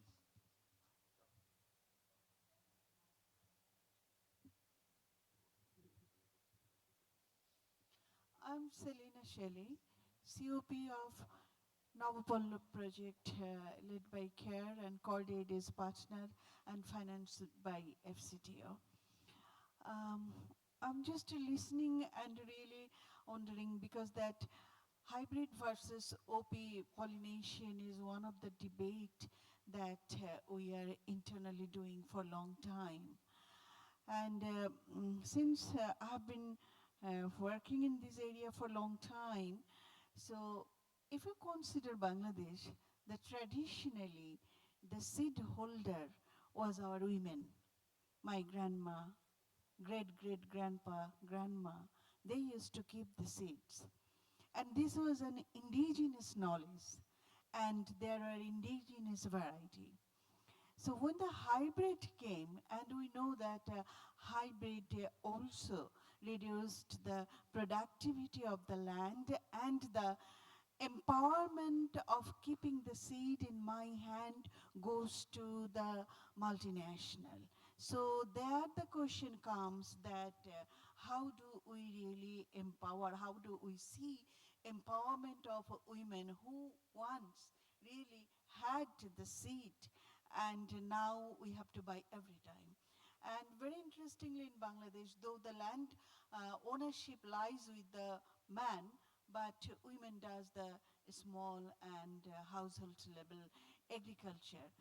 And they're now, like you have given an example that if the shampoo is in a small box, so the seed can come in a small box. So every time they have to go to that. So I really wondered in myself that what is the cause that once I was empowered traditionally to hold my seed and my variety in my hand. And where lies that boundary, that commercialization and only earning money is that ensure the sustainability and land productivity. So that is a debate I know and I still answer. I don't know whether I get the answer in lifetime or not. And you also mentioned that IP is not here, so Bangladesh cannot produce the seed. So I just want to know that what kind of seed producing thing you are thinking. Is it the hybrid seed producing? That is just a straightforward question. Thank you. Okay, we would like to hear from the first question actually. Okay, and then the next one. I think Shariapa kind of already answered part of it. And of course, Azra Bhai has also kind of mentioned about it. So the C, one of the challenges and the debates that you often have is investment. So in our discussions, maybe I haven't made it explicit that when the smallholder farmers go out, invest in seeds, they expect a higher return because that allows them to use that additional surplus income for addressing a number of their needs. So even though OP has certain benefits, but we often see how the production is quite less and that doesn't really leave them with a surplus that will help them to address their own needs. So that has been one of the major debates that we had to look into, and that's where we think we will align that was one of the areas why we prioritized this. I hope that answers your question. I'm going to piggyback on you, if you don't mind. The question was, the answer to this also is that hybrid gives you uniform production. The same variety that you're producing, the actual produce will be the same size. When you do OP, the chances of having various sizes is a big challenge. Once that happens, the price that you're going to get for your produce significantly gets lower. Now, Appa asked one question, hybrid versus OP. That is also an answer, that the reason you go to hybrid is, number one, Bangladesh is losing land. The land sizes, the farming land is getting smaller and smaller by the day because of industrialization or urban migration or various other factors. We have 180 million people to feed.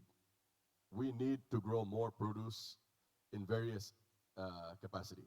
That's number one. Number two, just to give you an example about Lal Teer. When Lal Teer started its journey in '94, the actual intake of vegetables, nutritious vegetables, was very low in Bangladesh. Because of Lal Teer, because of other companies, international companies that come into the market, we have been able to help the general population increase the intake of vegetables, which by default increase your nutrition value per day. There's a lot of research that we've done on this. There's a lot of opportunities and ideas that have been shared. This is a very broad question. This debate and this discussion can go on all day, all week, all year. But I am going to leave this open to everyone in the room today. I would invite you to come to Lal Teer. I would invite you to come to my farm in Bashon, in Gazipur, our farm, sorry, not mine only, my company's farm, and come see the revolutionary change that we've done. We will show you what we have done. We will walk through the process. We will give you the actual data and quantitative analysis, why hybrid is better than OP. And I think from that, you will take a learning, you'll take a knowledge gathering session where you can then make a decision on your own. Is hybrid better than OP or not? And that will be given through research data. And I believe after that, many of your questions here that you have raised today will be addressed. And the other question was why vegetables and not rice? Erie is doing a lot of projects with rice. Erie is a specialized institution based out of the Philippines where they do a lot of rice research. They are working with BIRI, they're working with various partners in Bangladesh in the private sector such as Lal Teer and a few other companies. So rice research with high salinity, flooding, drought, that is already being done. The lacking was vegetables. We need to catch up on vegetables. Bangladesh, in many ways, has become self-sufficient in rice growing. Back in the day, we used to import a lot. Our import dependency has gone down quite significantly with rice. So we're achieving our targets in many ways, but with vegetable, we're still lacking and we're still far behind. And that is why I believe a project of such collaboration and capacity is very crucial for farmers' benefit and the whole nation's benefit. Thank you so much. Thank you, both of you, for the clarification. We may allow one or two questions more if you have.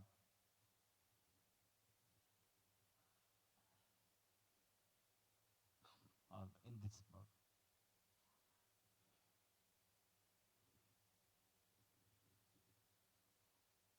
Assalamu alaikum. I'm Professor Dr. Alamgir Kabir from Patuakhali Science and Technology University.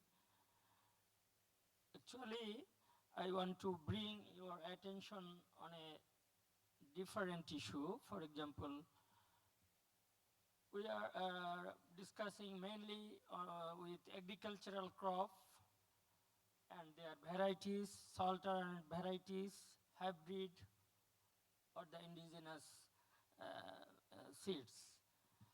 Actually, I don't know whether there will be another discussion session, what we'll expect from the next project of Cordaid or expanded or extended project of COASTS or not, I don't know. I would like to request you to consider also fruit species. I mean, to ensure food security of the coastal area, especially under changing climatic condition and the resultant harsh situation, salt water intrusion, sea level rise and other issues. Please consider our home garden, or we forestry people we say homestead agroforestry. That should be the focus of coastal area, and that will be the main growing space from where the food security will be ensured. So consider, or I want to request you to consider, vegetable items or crop items that can be grown in our raised land of the homesteads, and also fruit species. We are talking about, for example, hybrid or other thing. What about our national fruit, jackfruit? Everybody know that jackfruit is just seed-based propagation is available in Bangladesh. No seedling is available in the market, either in the vegetative propagules are available in the market that can ensure that, you will get a big size jackfruit like this, and the fruits will be like this, and the taste will be like this. Nobody think about our national fruit, but I can ensure that personally, I know the technique to grow jackfruit just from cuttings, 2 or 3 note cuttings using IBA that can ensure you the bigger size jackfruit and with mother quality fruit and taste everything. So please concentrate your, next project on home gardens, not only crop species, also try to include fruit items, because that will be the main focal point to ensure food security of coastal people. Thank you. Thank you, Professor Dr. Alamgir Kabir, for raising this issue. Actually, considering nutrition security, fruits are also very important beside the vegetables. The last question, please.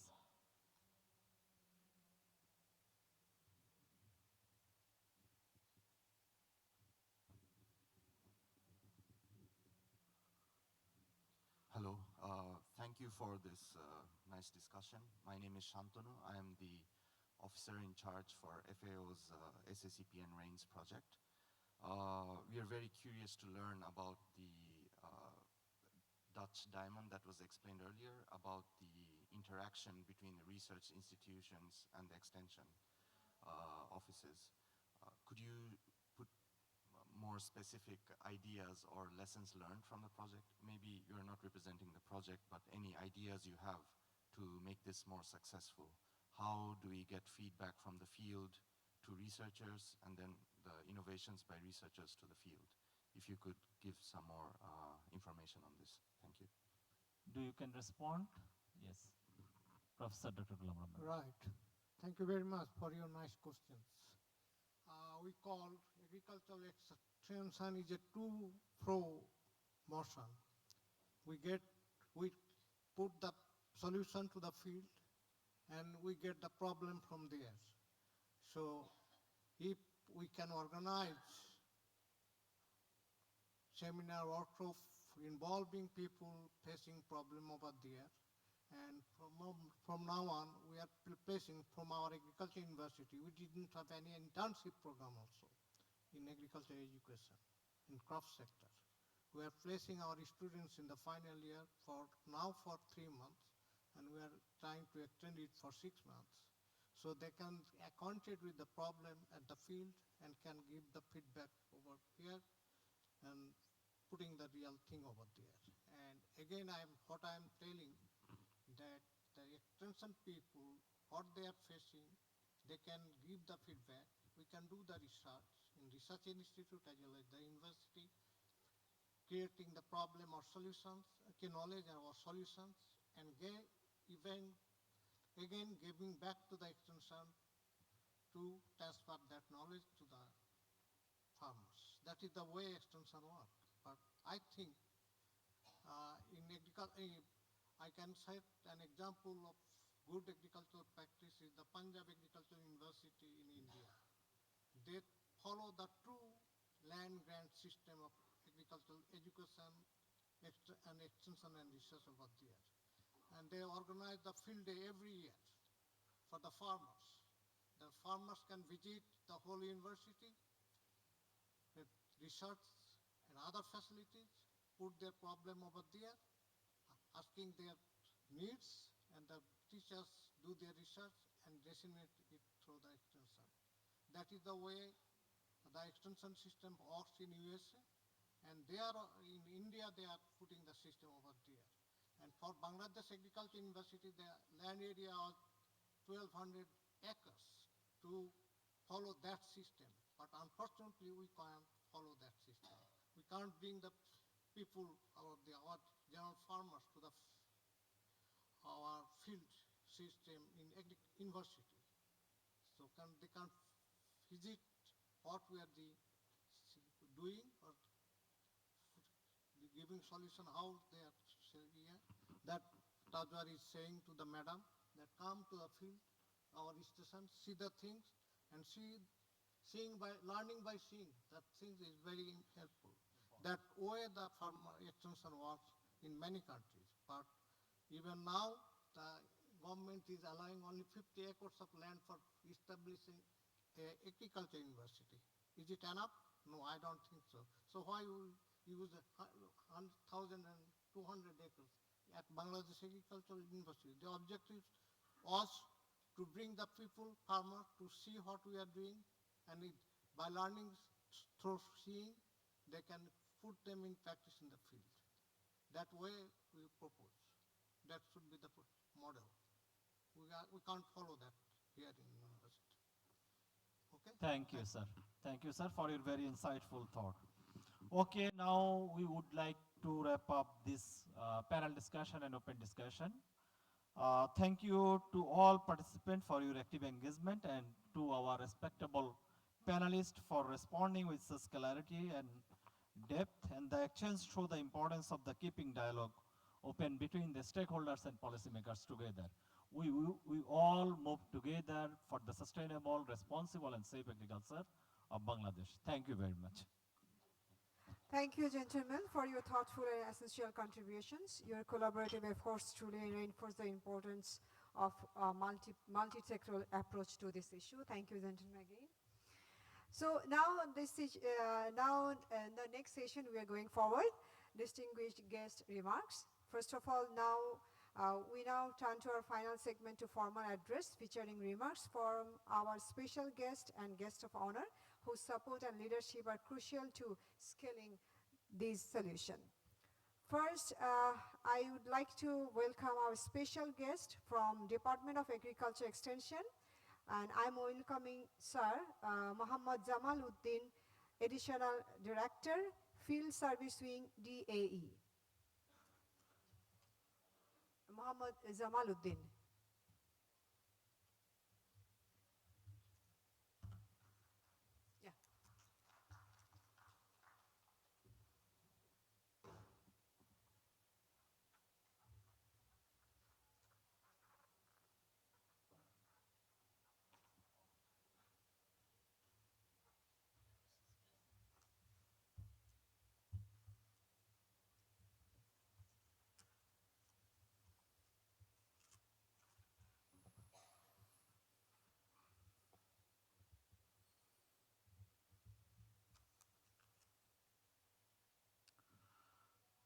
Honorable Chief Guest of this occasion,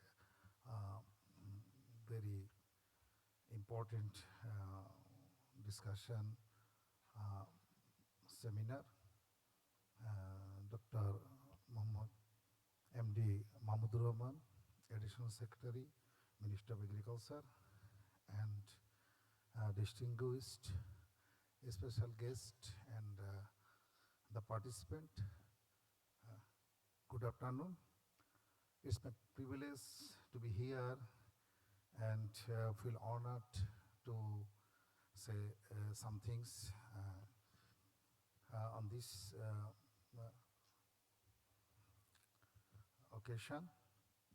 As we know, we always show a presentation about the coast projects, coastal opportunity and agriculture solution to tackle salinity project in southeast coastal region of Bangladesh, especially 4 districts.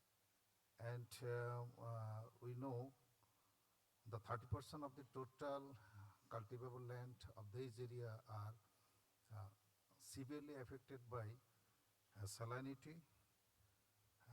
and due to raising of sea level, intrusion of saline water, and scarcity of water in dry seasons, and frequent drought and tidal surge that threatened agricultural livelihood, increasing malnutrition, displacement of peoples forcibly migrated from their agricultural land to other areas, conversion of most agricultural land into saline driven fish pond. It's very hopeful efforts by the coast projects. They are actually presence over here. They have trained 10,000 farmers to covered 55,000 hectares of fallow lands into cultivable lands, especially in saline tolerance vegetables. They trained 4,400. They established 4,000 demonstration all over the area, covering 4,000 farmers and 2,000 validation plots, engaging 20 youth entrepreneurs and with 15 saline tolerance varieties with the help of Lal Teer. The most of the crucial event they uses introduction of mini packs of seeds that is affordable to all marginal and small farmers, and silicon based foliage spray that increase 25% yield, at the same time reduce 40% consumption of water and reduce 30% of imports, especially insects and fertilizer. What has make the farmers to adopt some climate smart technologies such as adoption of saline tolerance varieties, use of rainwater that harvested and use in the vegetable production, use of mulching that reduce water loss by retaining moisture and reducing upward movements of the cations in dry seasons. I have also give my special thanks to Lal Teer, as the private sectors has contributed a lot for the supply of 15 saline tolerance vegetables that improve the livelihood of the farmers, especially the female farmers and the project areas. And the introduction of mini packs of seeds that enhance the affordability of seeds of the farmers. And also I thanks this private organization to produce the seeds in the same ecosystems so that produce and adapt higher in the saline area. It also make affordability of the seeds in cheaper price that produced in the other countries. So all these efforts are important for our agriculture development to and increase the livelihood of the coastal periods that coastal built peoples. They severely suffered from malnutrition before the introduction of the project. So I think in the future the project will continue to help the farmers of that area who are severely affected by the salinity due to the climate change during the last decades, and will continue to help their technology, training, and other activities to uplift the livelihood of the peoples. I especially thanks the Cordaid authority to invite me as a special guest, and special thanks to all the honorable guests and participants to hear me. Thank you all.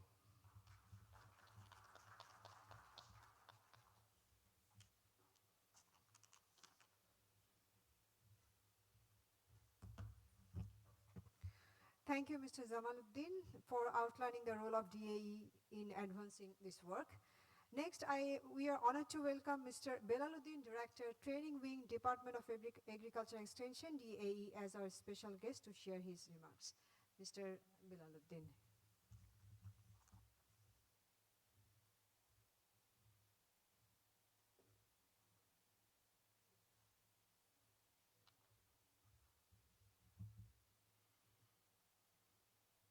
Bismillahirrahmanirrahim. সম্মানিত প্রধান অতিথি জনাব মাহমুদুর রহমান,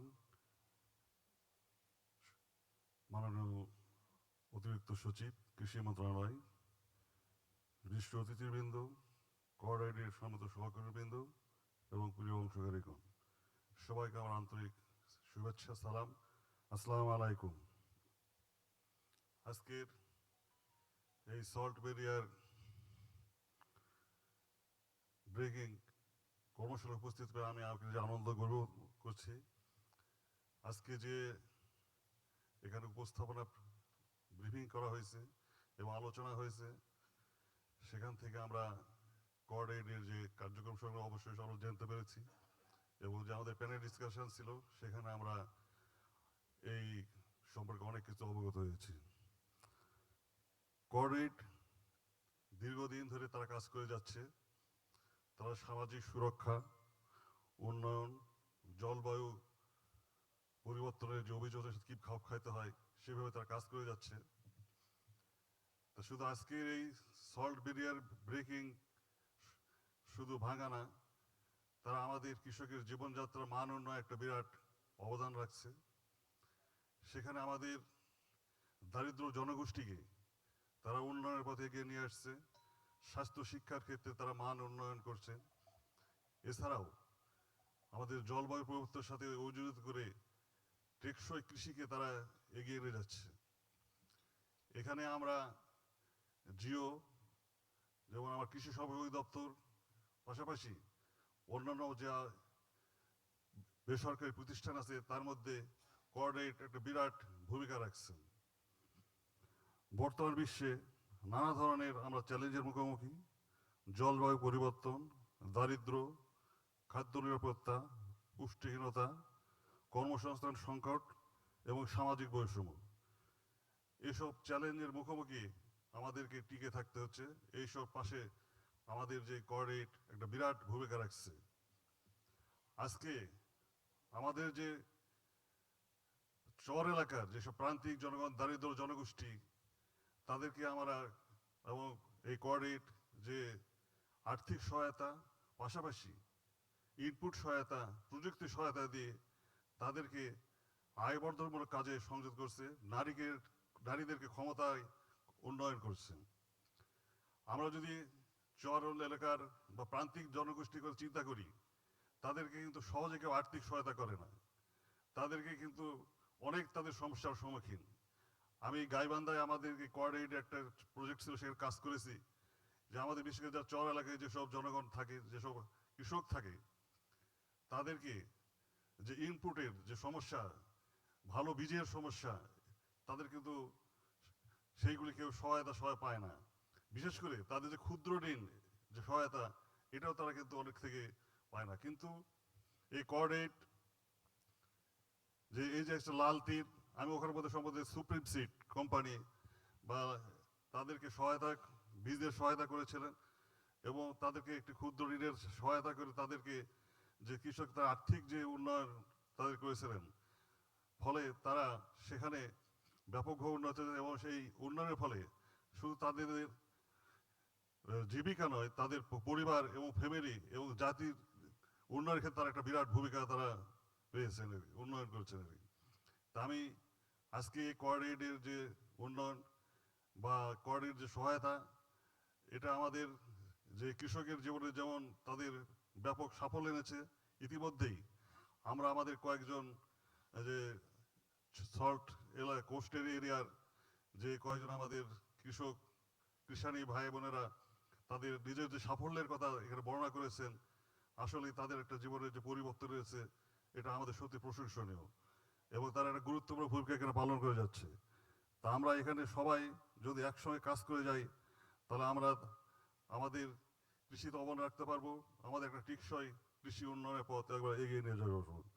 তাই আমি বেশি কথা বলবো না, আমি শুধু আপনাদের সবাই মিলে আমরা একসাথে কাজ করি, এগিয়ে যাই, আমাদের কৃষিকে আমরা আমাদের উন্নয়নের পথে এগিয়ে নিয়ে যাই এবং একটা টেকসই কৃষি উন্নয়ন এবং একটা ন্যায়ভিত্তিক প্রতিষ্ঠা করি, তাহলে আমরা সবাই ভালো থাকবো। এখানে আমাকে আন্তর্জাতিক আমি কর্তৃপক্ষে আয়োজককে আমি ধন্যবাদ জানাচ্ছি, পাশাপাশি সবার সুস্বাস্থ্য মঙ্গল কামনা করে আমি আমার বক্তব্য শেষ করছি। সবাইকে ধন্যবাদ।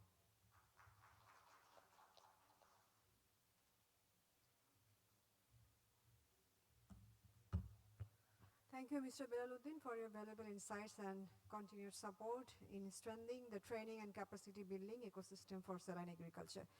Now, we are representing our international partners. She will join us through online.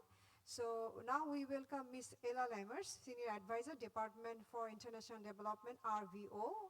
RVO is Netherlands Enterprise Agency. I'm just welcoming Ms. Lammer. Hello, everybody. I'm not sure whether you can hear me. Yes, you're audible. I can hear you. Yeah. Oh, thank you very much. Thank you very much for inviting me. I'm Ella Lammers and I'm from the Netherlands Enterprise Agency. And we implement a subsidy program on public-private partnerships, which is called the SDG partnerships. And we have around 40 projects all over the world, and 2 of them are in Bangladesh, and one is the COASTS project. When I was preparing for this short presentation, I was thinking back on 2019 when we first received the project proposal. And at that time in COVID, we were not able to visit Bangladesh to speak with all the partners. So we had all these long digital meetings. And I look back at the assessment report, and at that time we were really surprised about the quality of the proposal and the consortium. And when I read in the assessment report, we said at that time, this is a highly relevant project, which is focusing on saline agriculture and making fallow land productive. The project builds on earlier work, making it strong and likely to be successful. The target group of smallholder farmers with a focus on women, they will benefit from the projects and most likely will increase their livelihood opportunities. The partnership is strong with Lal Teer as a private partner and the Agricultural University and the Soil Institute and Cordaid as an NGO. And there is a strong business case of salt-tolerant seeds, which will support the scaling of the project after the project period. In 2023, I was very lucky that I could visit the project and go to the field with the farmers. And even though we were very enthusiastic of the proposal, it was something else to see it materialize in the farmer fields and to see that it actually works. We had long drives in the car, we went to the fields, and farmers there showed very proudly their crops, and I could see with my own eyes that the fallow lands, which they could not cultivate before, that now they have these really healthy and vegetables. So I was really happy to see that. In that field trip, as well as also now the final reporting and the external evaluation reports, we can see the positive outcomes of the project and that the expectations we had in the beginning, that they really came out. So if I summarize, the income of smallholders has there's a large impact on the income of smallholder farmers. They have more production on fallow lands. The project is very important for nutrition because of the increased vegetable production. The farmer communities, they have access to nutritious food, and the surplus is sold on the local markets. The outcomes are also there on climate adaptation because now farmers are working with saline-tolerant seeds and saline agricultural practices. And also important to mention that there is a high outcome on gender because now women are active participating in the agricultural innovation and agricultural enterprises. The evaluation showed that the project significantly empowered women on both on a social and cultural view, but and on technical decision making. We see women active in seed and crop advice, seedling production and farming. We think that is very important. Another element that I noticed during the visit in 2023 is that we spoke with many farmers and other actors, and everybody was very proud and enthusiastic, but also everybody said that in order to scale up the project, there was a lack of sufficient irrigation water of sufficient quality. So I think that could be the next phase of this project, that you try to get the actors from the agricultural side and the water side together. So I think you need to work together with the agricultural departments, but also with your water departments to see if you can improve the water management in order to scale up these agricultural practices on saline agriculture. I think that this current workshop is a very good foundation for further work and further scaling of your practices. Salinization of land and water is a huge challenge for farmers, and I think that joint actions are needed. This is at all levels of national governance and district level, but also the infrastructure is needed at the grassroots level to reach out to farmers. And I think that all the partners mentioned that today. Well, in order to do this and to scale up, I think the projects and the outcomes can have a positive impact on the lives of many farmers. I would like to thank the partnership and especially Cordaid for your very professional projects. I was very happy that I could be here online, and thanks to the very professional connection, I think that it felt as if I was present in the room today. So thank you very much. Thank you, Ella. Thank you, Ella. Thank you, Ms. Lammer, for sharing international perspective on sustainable development. Now this is time for our guest of honor. Guest of honor remarks. We are now privileged to welcome our guest of honor, and please, we are together welcoming Mr. Koos Dijkstra, Deputy Head of Mission, Embassy of Kingdom of Netherlands in Bangladesh. Please, Mr. Dijkstra.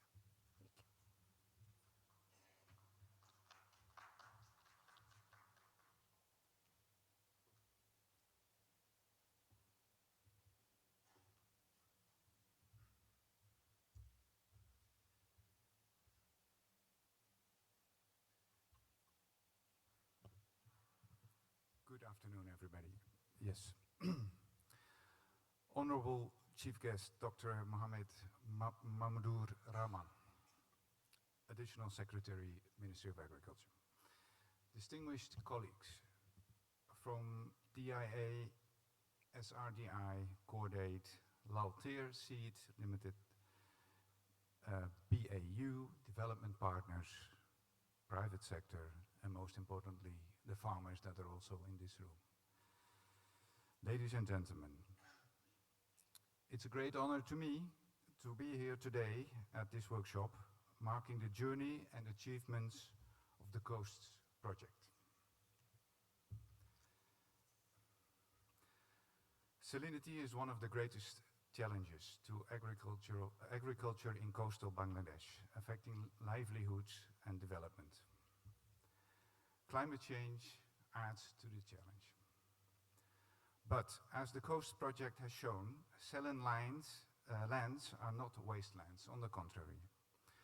With the right seeds, technologies and partnerships, these lands can be transformed into productive fields that support farming families, their communities, that create new opportunities for farmers, both men and women, their children, youth and entrepreneurs. And also to Dutch knowledge institutions, NGOs and innovative companies that are active in that area. It can actually be an example for other saline areas, be it in Bangladesh, in the region of South Asia, Southeast Asia, and the world. I think it was also referred to earlier. This project is part of the Sustainable Development Goals Partnership Facility, funded by the Netherlands and implemented by the Dutch Enterprise Agency, as we've just seen and listened to. I don't need to explain, I think, a lot that Dutch footprint in Bangladesh seed sector is well known.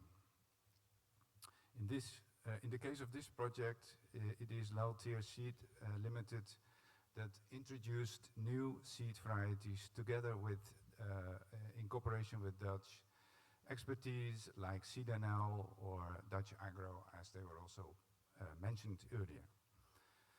Now here the long-term perspective is that Bangladesh can actually be a country that produces innovative products of a higher added value for its own market, but also for exports. I think this is the dot on the horizon. It's not short term, but in the long term, I agree, it can be a good perspective. So in the Netherlands, it's also a delta like Bangladesh. We have learned that business cannot do this alone.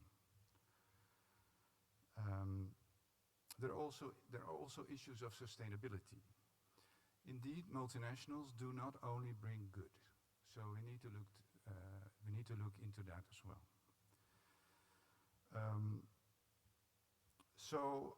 It should be a cooperation, really. It all starts with the farmers and their communities, of course. And then NGOs like Cordaid can help them to engage in the process. Knowledge institutions, of course, they are very important to do the research, all the research necessary.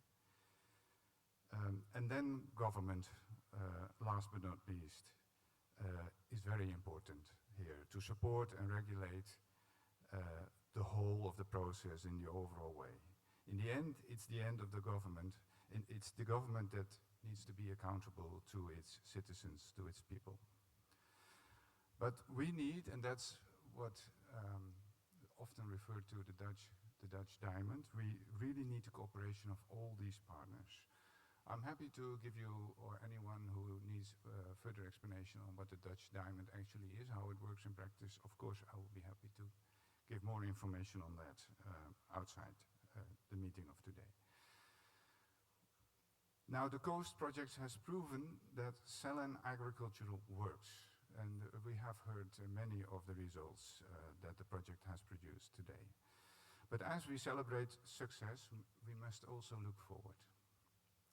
The challenge now, it has been mentioned before, is to scale up this proof of concept to reach hundreds of thousands or even millions other farmers in Bangladesh or even outside, across the coastal belt. Now, to fully unlock the potential of saline agriculture, further cooperation between all of the parties that I've just mentioned is vital. On issues like intellectual property rights, but also more specific, for example, a strong seed certification agency, plant quarantine wing. And we can also think about plant variety protection authority. So these kinds of institutions we will also need to think about as we like to scale up the proof of concept in the future. Ladies and gentlemen, the Netherlands remains a proud partner of Bangladesh on this journey. Together, we can turn the story of saline lands into an opportunity. Thank you very much.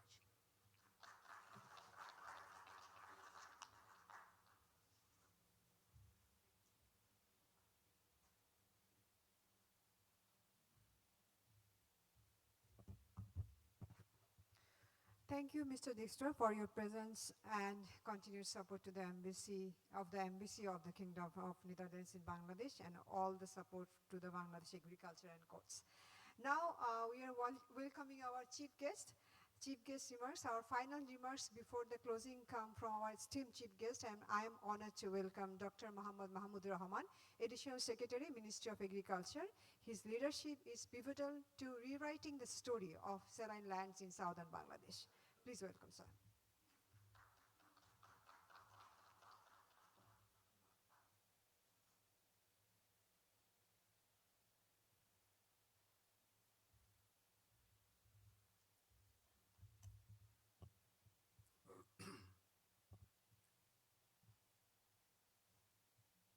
Good afternoon,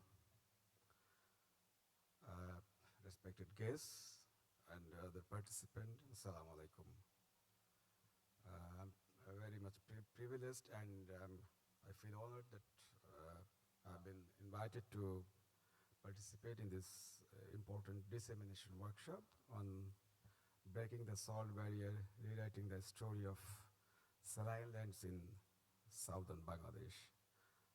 And I want to thank Cordaid for inviting me to this occasion. I'm a man from the southern belt of Bangladesh, southern districts, one of the southern districts. I hail from Baghat, and I have the experience, real life experience about the salinity and agriculture in saline-prone areas.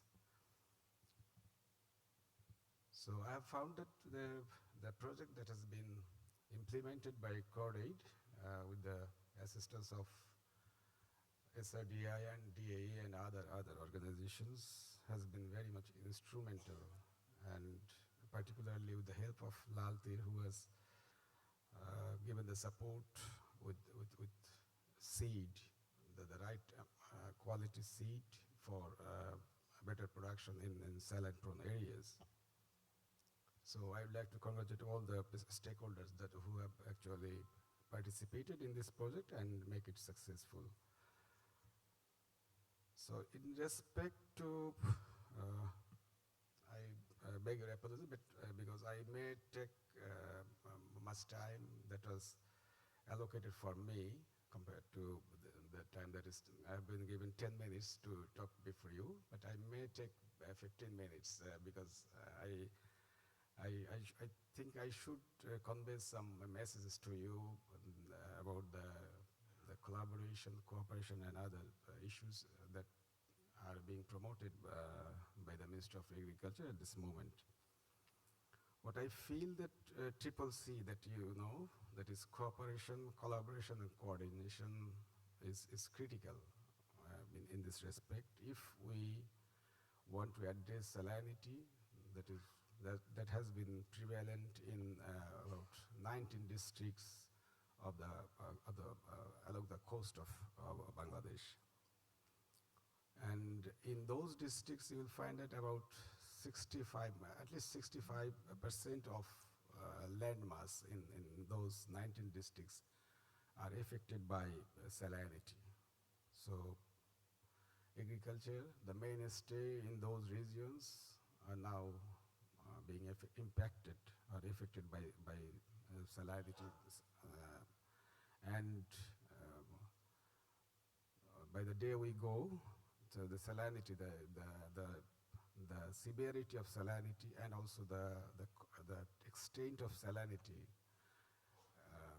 is increasing day by day. That if you see that now the saline water is having the intrusion extend to different districts compared to 10 or 15 years back, what we have seen in those districts. So what we feel that if we want to address salinity in southern districts, two major factors are there. One is the seed, that is the technology, because the soil is given. We cannot change the soil, or we cannot change the salinity that are the impact of climate change that we are facing today. So what we can do, we have two specific factors that we can manipulate or we can manage. One is the technologies, that is varieties, the varietals that we can develop to withstand the extent of salinity or to address the salinity challenges. The varieties of like rice and other crops, vegetables, that is rice and non-rice crops. And apart from the varieties, the management practices to address the salinity challenges, those two are critical. Apart from that, technology dissemination, that is the varietals dissemination of different types of varieties of different crops, are also critical. If we cannot disseminate the technology that we have at this moment in our hand, then those varieties would be obsolete, because if people doesn't know how to use those varieties, if they do not know how to manage their cultivable lands, manage the practices, the cultivation practices, then it would be obsolete to have those varieties or technologies. So in this case, technology dissemination is also critical for dissemination of varieties as well as management practices. And in saline prone areas, we have been to Khulna and also Borishal. We had some special workshops that was referring, the Professor Noman was referring to, that we are now, the Ministry of Agriculture has now taken a special initiative to develop a long-term plan for next 25 years, and we call it Transforming Bangladesh Agriculture. And we are now visiting different places, talking to people over there, and the last 2 days, that is 27th and 28th of September, so we had two special workshops in those regions. So we talked to the people in Khulna region as well as in Borishal region. And most of the districts that are being impacted by salinity are located in those regions. So what we have found, that there are two major problems. One is that is the right technology, that is that can withstand the salinity challenges, that is the varieties, and management practices for cultivation of those varieties. And another next challenge is irrigation. So they have limited irrigation facilities. So the waterlogging is there. The khals or canals are somehow captured by the mussel-man. So they have limited irrigation facilities in different regions. So if we have the right type of varieties and then the right seed with good quality at an affordable cost. I was listening to the debate among the OP and also the hybrid varieties. I would not jump into those discussion or debate, but the issue that we need a right quality seed that can yield better compared to the seed that are available to farmers, because sometimes we see that the quality of seed is also an issue to farmers who are really interested to grow more crops, but they don't find right quality seed. Sometimes they are somehow deprived of right amount and right quality seed at an affordable price. So we need to provide them right quality of seeds. That is critical, because that can, even if it is OP, if the quality of seed is good and the farmers get it at an affordable price, then definitely the return would be higher. So it can even give us 15 to 20% more yield compared to the general seeds that are available in markets.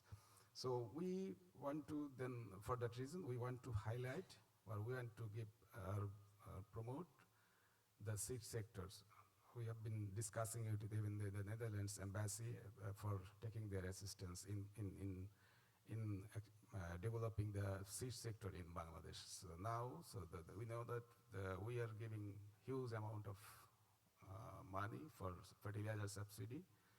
Now we are working on building a sustainable seed systems for the farmers so that they get good quality seed at an affordable price. And the second issue is in South is the irrigation. So we are working on it. So we discussed the issue in detail in Khulna and also in Borisal. And the plan that now we have is that we will put our emphasis on irrigation and seed only. These two factors can give better results for the farmers in the southern districts. And this project has promoted probably with the better seeds from Lal Teer and with different extension approach, collaboration, coordination with different agencies, and they have got good results. So now we also focus on seed and at the same time irrigation. That the Lammers also was talking about that now that if the second phase of this project comes in, then they will also promote the irrigation. So I fully agree with Ela from the Netherlands Enterprise Agencies, what she was talking about, that yes, if we can address these two issues, seed and that is the technology and irrigation, will have good results over there in South, and the people will have better livelihood. So I was listening to the comments or observations of our panelists. So they have they have raised some issues that are quite interesting, and in respect to the gaps among the stakeholders. So you know that we have undertaken a specific study. We are conducting a background study to understand the gaps among the stakeholders. So to understand the real need for bringing synergies among the stakeholders. We have seen that there is a huge gap among the academia, then research, then extension, and farmer, and also the market. So everywhere there is a gap. So we want to now know the gaps and the extent of gaps so that we can address those gaps with the help of all the stakeholders. So now, say a background study is being conducted by one of our university professors in Bangladesh Agriculture University. So the study is almost completed. So, and we'll have a special presentation in the on the day of World Food Day, that is on 16th October. So we'll have a special seminar, and we will focus on these synergy issues so that we'll have better collaboration among the agencies. And the issue is that there is a gap between the government agencies, inter-agency gaps, and also gap among the NGOs and private sector. Like what the COASTS project has been doing in southern region, maybe some people at field level, they know it, but the policy makers actually don't know. So there are so many projects that are being implemented at field level by different NGOs, by different organizations, but the policymaker don't know. So we need to actually disseminate the information to upward levels, those who are working at policy level. So if they know it, so then we will have better coordination, and collaboration will give us better results. Apart from, in respect to academia, our Professor Rabbani was telling about the curriculum and other issues. So we also feel that there is a lack of, there is a gap in research at university level. So we're also discussing with them how we can collaborate together. So the Ministry of Agriculture can give them some projects for doing research. So they're doing research, but the results of those researchers are not disseminated. So the extension doesn't happen. So we want to work together, the research, our research institutes, the ministry, and also the academia, that is the different universities. So we want to onboard them all so that the synergies are there and we can have an integrated approach for addressing challenges. So we are also discussing on a few days back the BRACS program about the adaptation clinic that is being implemented also in South, in Potuakhali, some upujilas. So what they are doing the same that we are also doing. So, but they are focusing on like some adaptation activities for addressing the climate change. So now we will be definitely collaborating in those entities. Unless we have the information, it becomes very difficult for the government to actually collaborate or coordinate with them. So I urge our agencies to actually provide us information, because information is sometimes lack of information doesn't give us the right policies. So in respect to the long-term plan, that I want to actually give you some message about the task that we have undertaken for long-term development of agriculture in Bangladesh. So it is probably a unique, I should say, venture for the Ministry of Agriculture, because in the history of Bangladesh, no ministry has taken such intervention or such activity to develop a long-term plan for their own sectors. So it is the Ministry of Agriculture who has taken this initiative to develop a long-term plan for 25 years. And in order to do that, we are now conducting 13 background studies at this moment.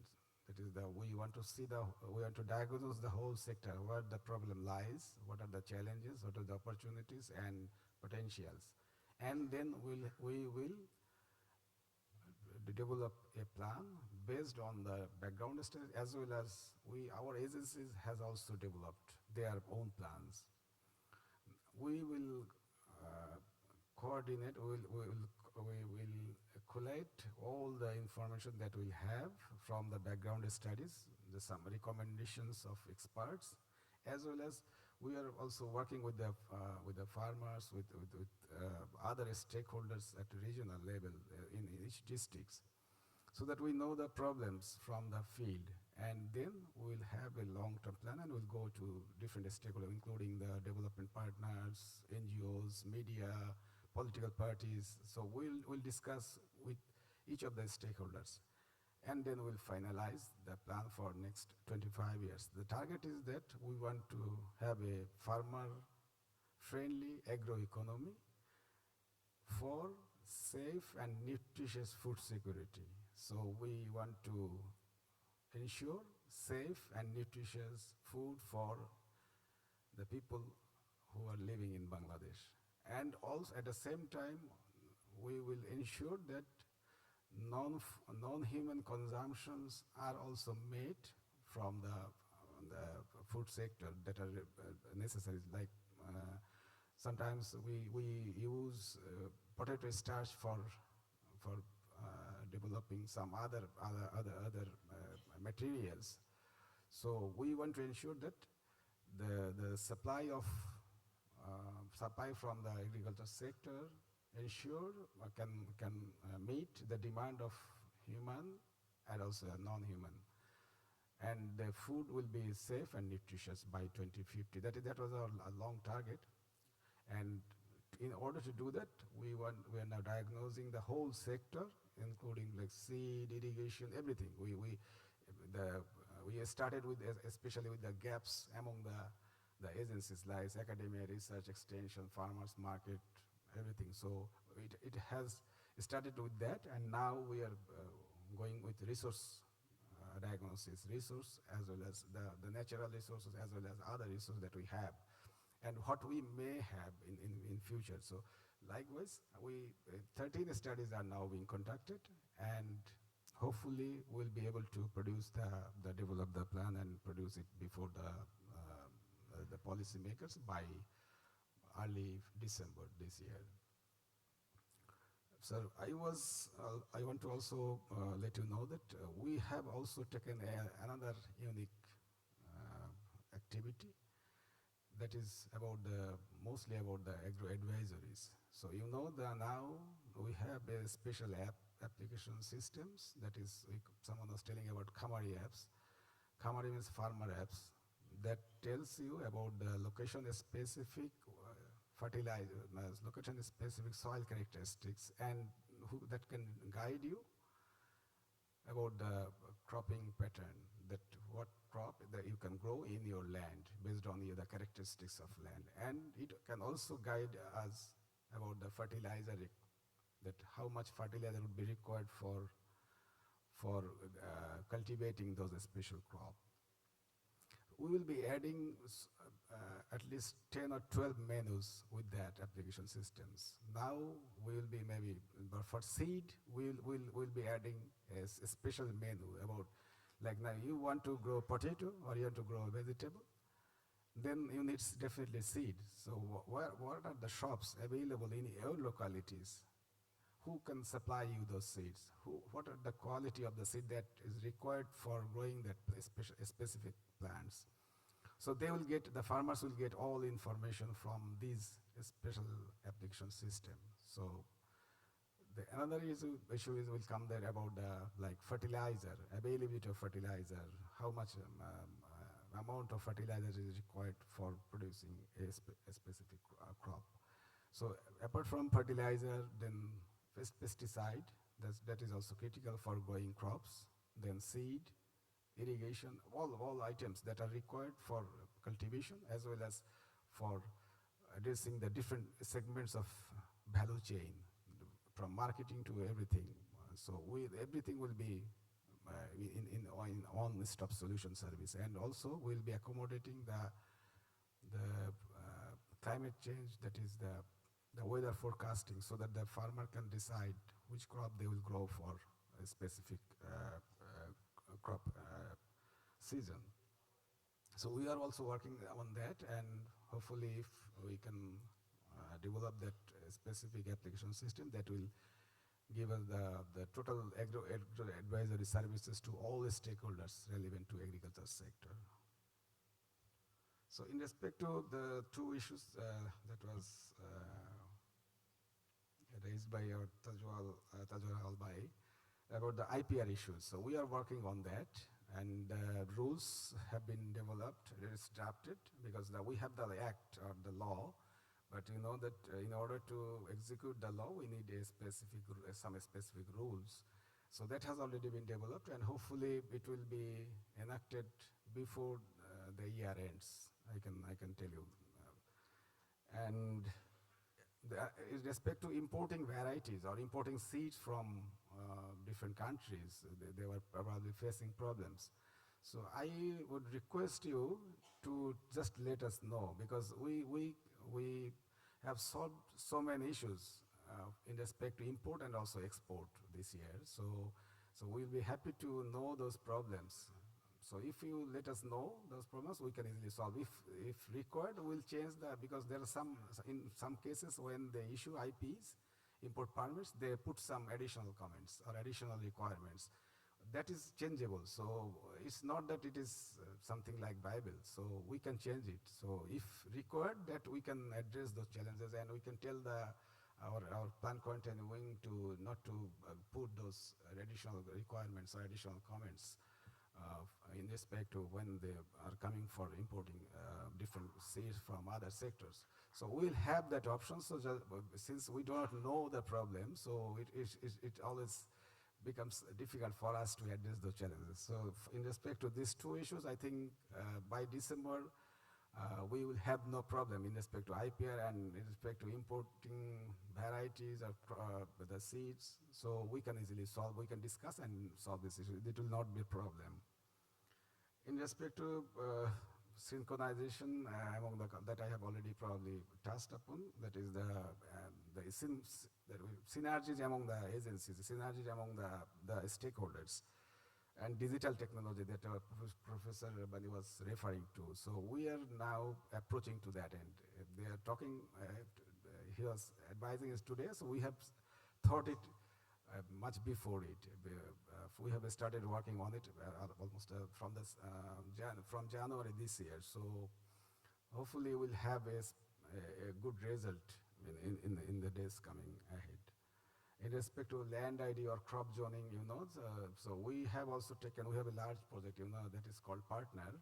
So under that program, we will have a specific database for each of the farmers in Bangladesh. So they will have profile in our database, and including the land size, what are the crops they want to grow. So everything will be there. So in the future, we will actually operate our subsidy and other incentive, rehabilitation, everything will be operated through that database. So decision making will be very much easier, and so we can advise the farmers even. We can manage the cultivation, because this year we have faced problems because of huge production of potatoes. So we didn't have even a space to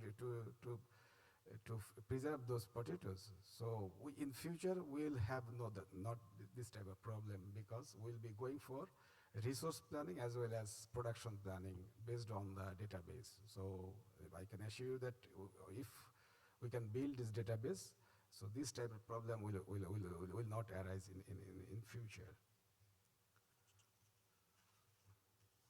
So I feel that that I was referring to the beginning, that is cooperation among the agencies, that is very much critical, and collaboration between different segments like government, NGOs, and also the private sector. That is very critical. And if we want to commercialize agriculture, so we cannot ignore the private sector, who is the real driver. Although the farmers are the ultimate producer, but the private sector play a key role in supplying seed, in supplying fertilizer, and other inputs. They are also players in markets, so in selling the agricultural produce.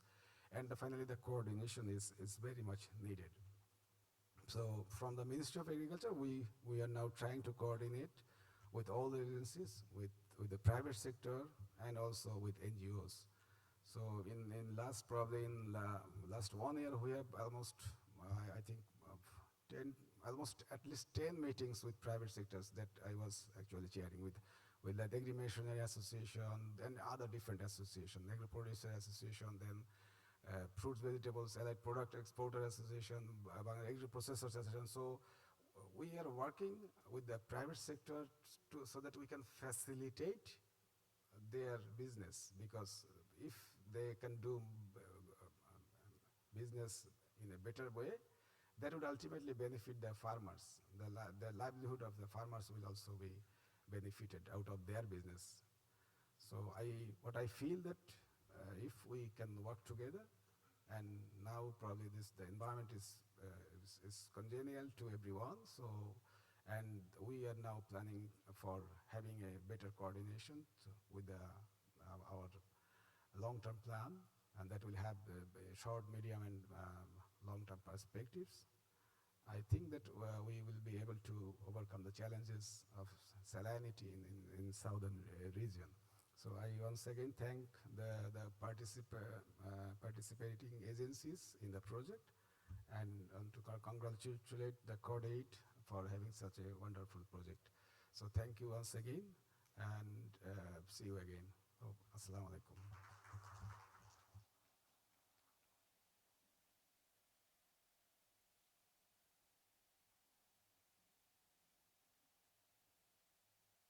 Thank you, Dr. Rahman, for your inspiring address and strong commitment from the Ministry of Agriculture. So now we are looking forward to the next session, which is summary and way forward. We will listen to, now here we are actually welcoming to present and short synthesis for today's discussion and reflections. The summary and way forward will be compiled and shared by Professor Abu Noman Farooq Ahmed, Shere Bangla Agriculture University. Sir, it's yours. Thank you very much. Distinguished guests, ladies and gentlemen. Before we hear the chair reflection, allow me a few minutes to summarize the point that discussed by our honorable guest today. We have three special guests, one guest of honor, and our chief guest. Actually, I would like to summarize their speech. Today they focus on what's issue. Actually, the first special guest, Dr. M.D. Jamal Uddin, Additional Director, Field Service Wing, Department of Agricultural Extension. He actually focused on the public-private partnership and on women participation in the agriculture of Bangladesh, and also to focus on the nutrition security and also the capacity building to the farmer and other stakeholders who are working in this challenging area. And next, Mr. Belal Uddin, the Director of Training, Department of Agricultural Extension. He actually appreciates the activities of the COASTS project, and he give importance to work together with all stakeholders working in the same issues. And he also highlighted the DE contribution to working in this saline area of Bangladesh. And we have one guest of a special guest. He is Illa Lammers, Senior Advisor, RVO. She actually shared her experience when she visited in that area, what she see. And she saw the fallow land and no crop, and the income is very less in that area. So she focused to involve the women to consider the gender issue in the agriculture of that area, and to involve them in the active policy making and active decision making. And he asked to consider not only agriculture but also water management together, because these two issues affect each other. That's why she highlights to consider these two issues together for the future project, and also to focus on the joint activities. And we have a guest of honor, Mr. Koos Dijkstra, Deputy Head of Mission, AKN Bangladesh. And he also give importance on the public-private partnership and give focus on the Dutch diamond model to work together. It's a very new experience for us, actually.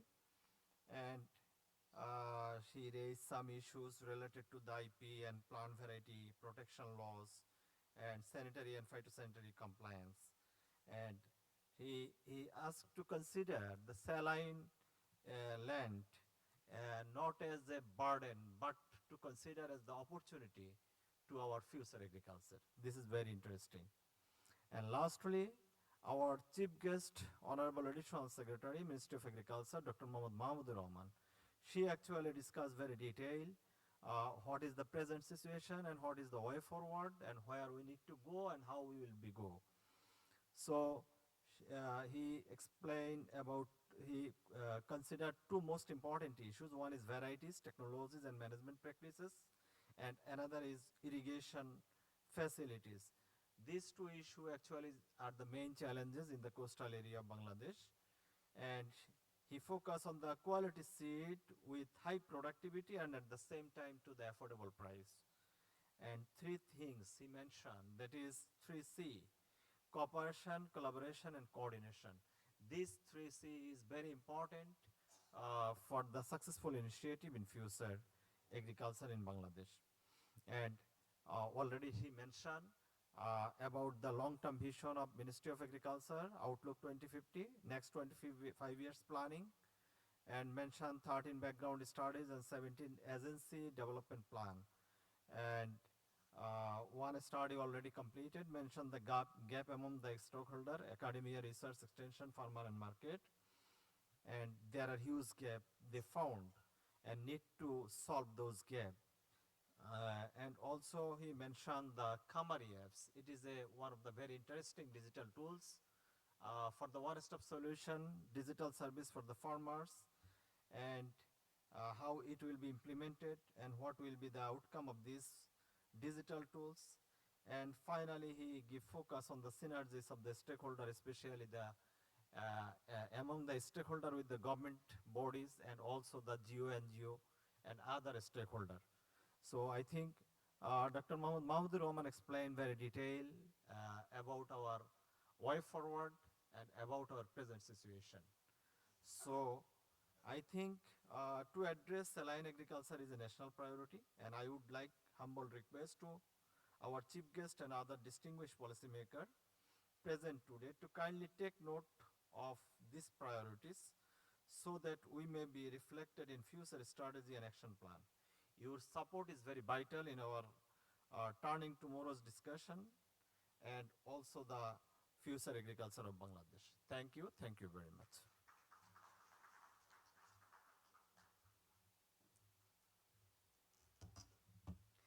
Thank you, Professor Ahmed.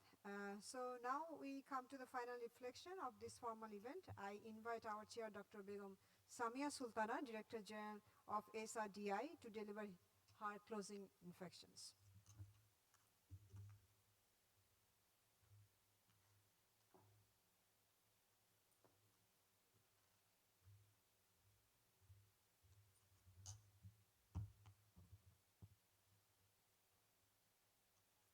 Honorable Chief Guest, Special Guest, Guest of Honor, respected teacher, esteemed experts, distinguished colleagues, ladies and gentlemen. It is truly a privilege to stand before you today as we gather to discuss on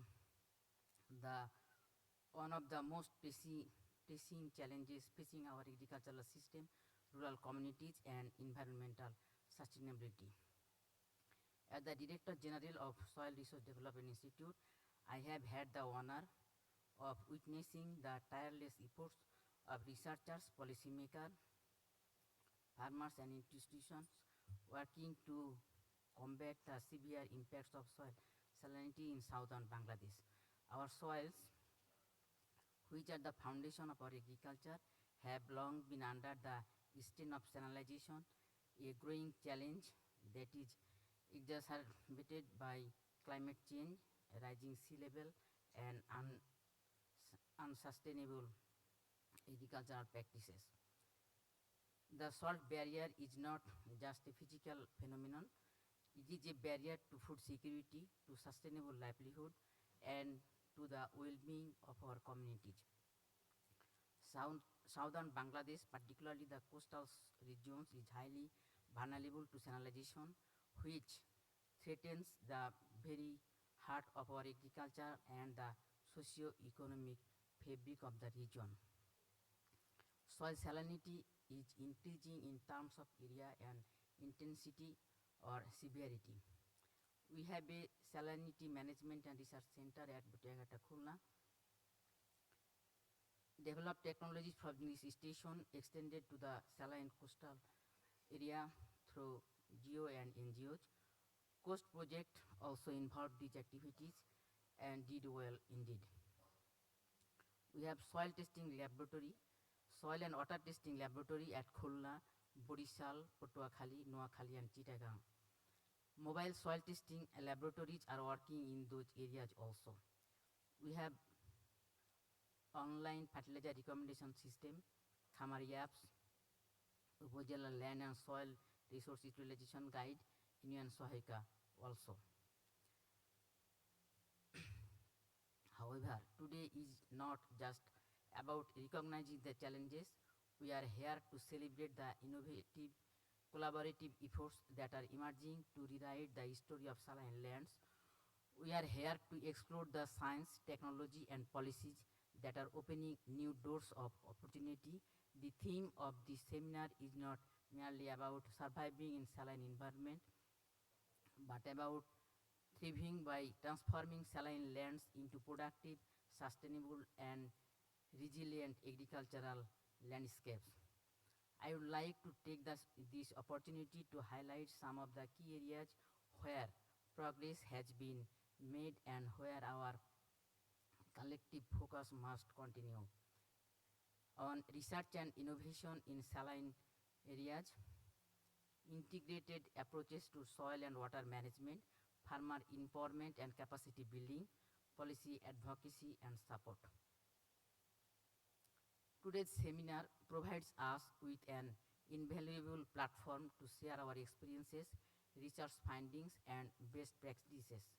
We are fortunate to have a diverse group of experts and the thought leaders here today, people who have dedicated their careers to solving the salinity problem, people who are working on this ground with the communities that are most effective, and people who are bringing innovative solutions to the table. As you engage in discussion throughout the day, I encourage you to think beyond the conventional approaches.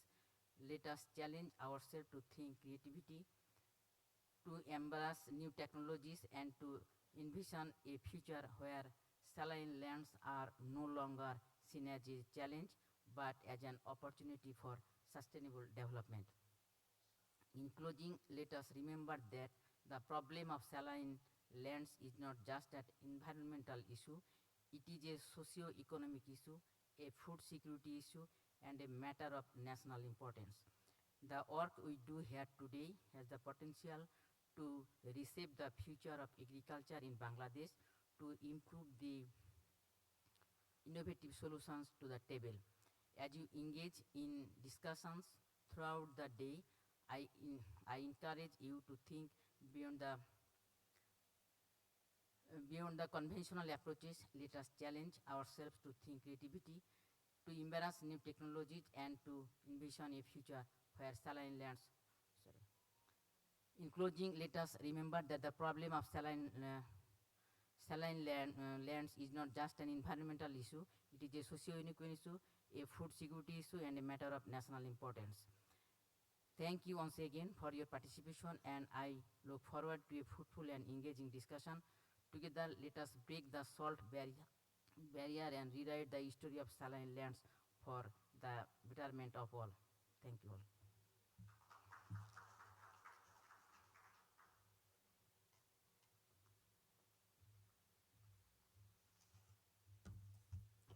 Thank you, Dr. Sultana, for formally closing today's proceedings. This concludes the formal part of our learning sharing event today. We hope today's discussion have provided a clear path forward for sustainable climate resilient development in southern Bangladesh. On behalf of Cordaid Bangladesh, the COASTS project, and all the partners, thank you once again for your presence today, which has greatly enriched our dialogue. We now invite you to the networking lunch, and the formal event is adjourned. Please join the lunch and networking opportunity. Thank you all again.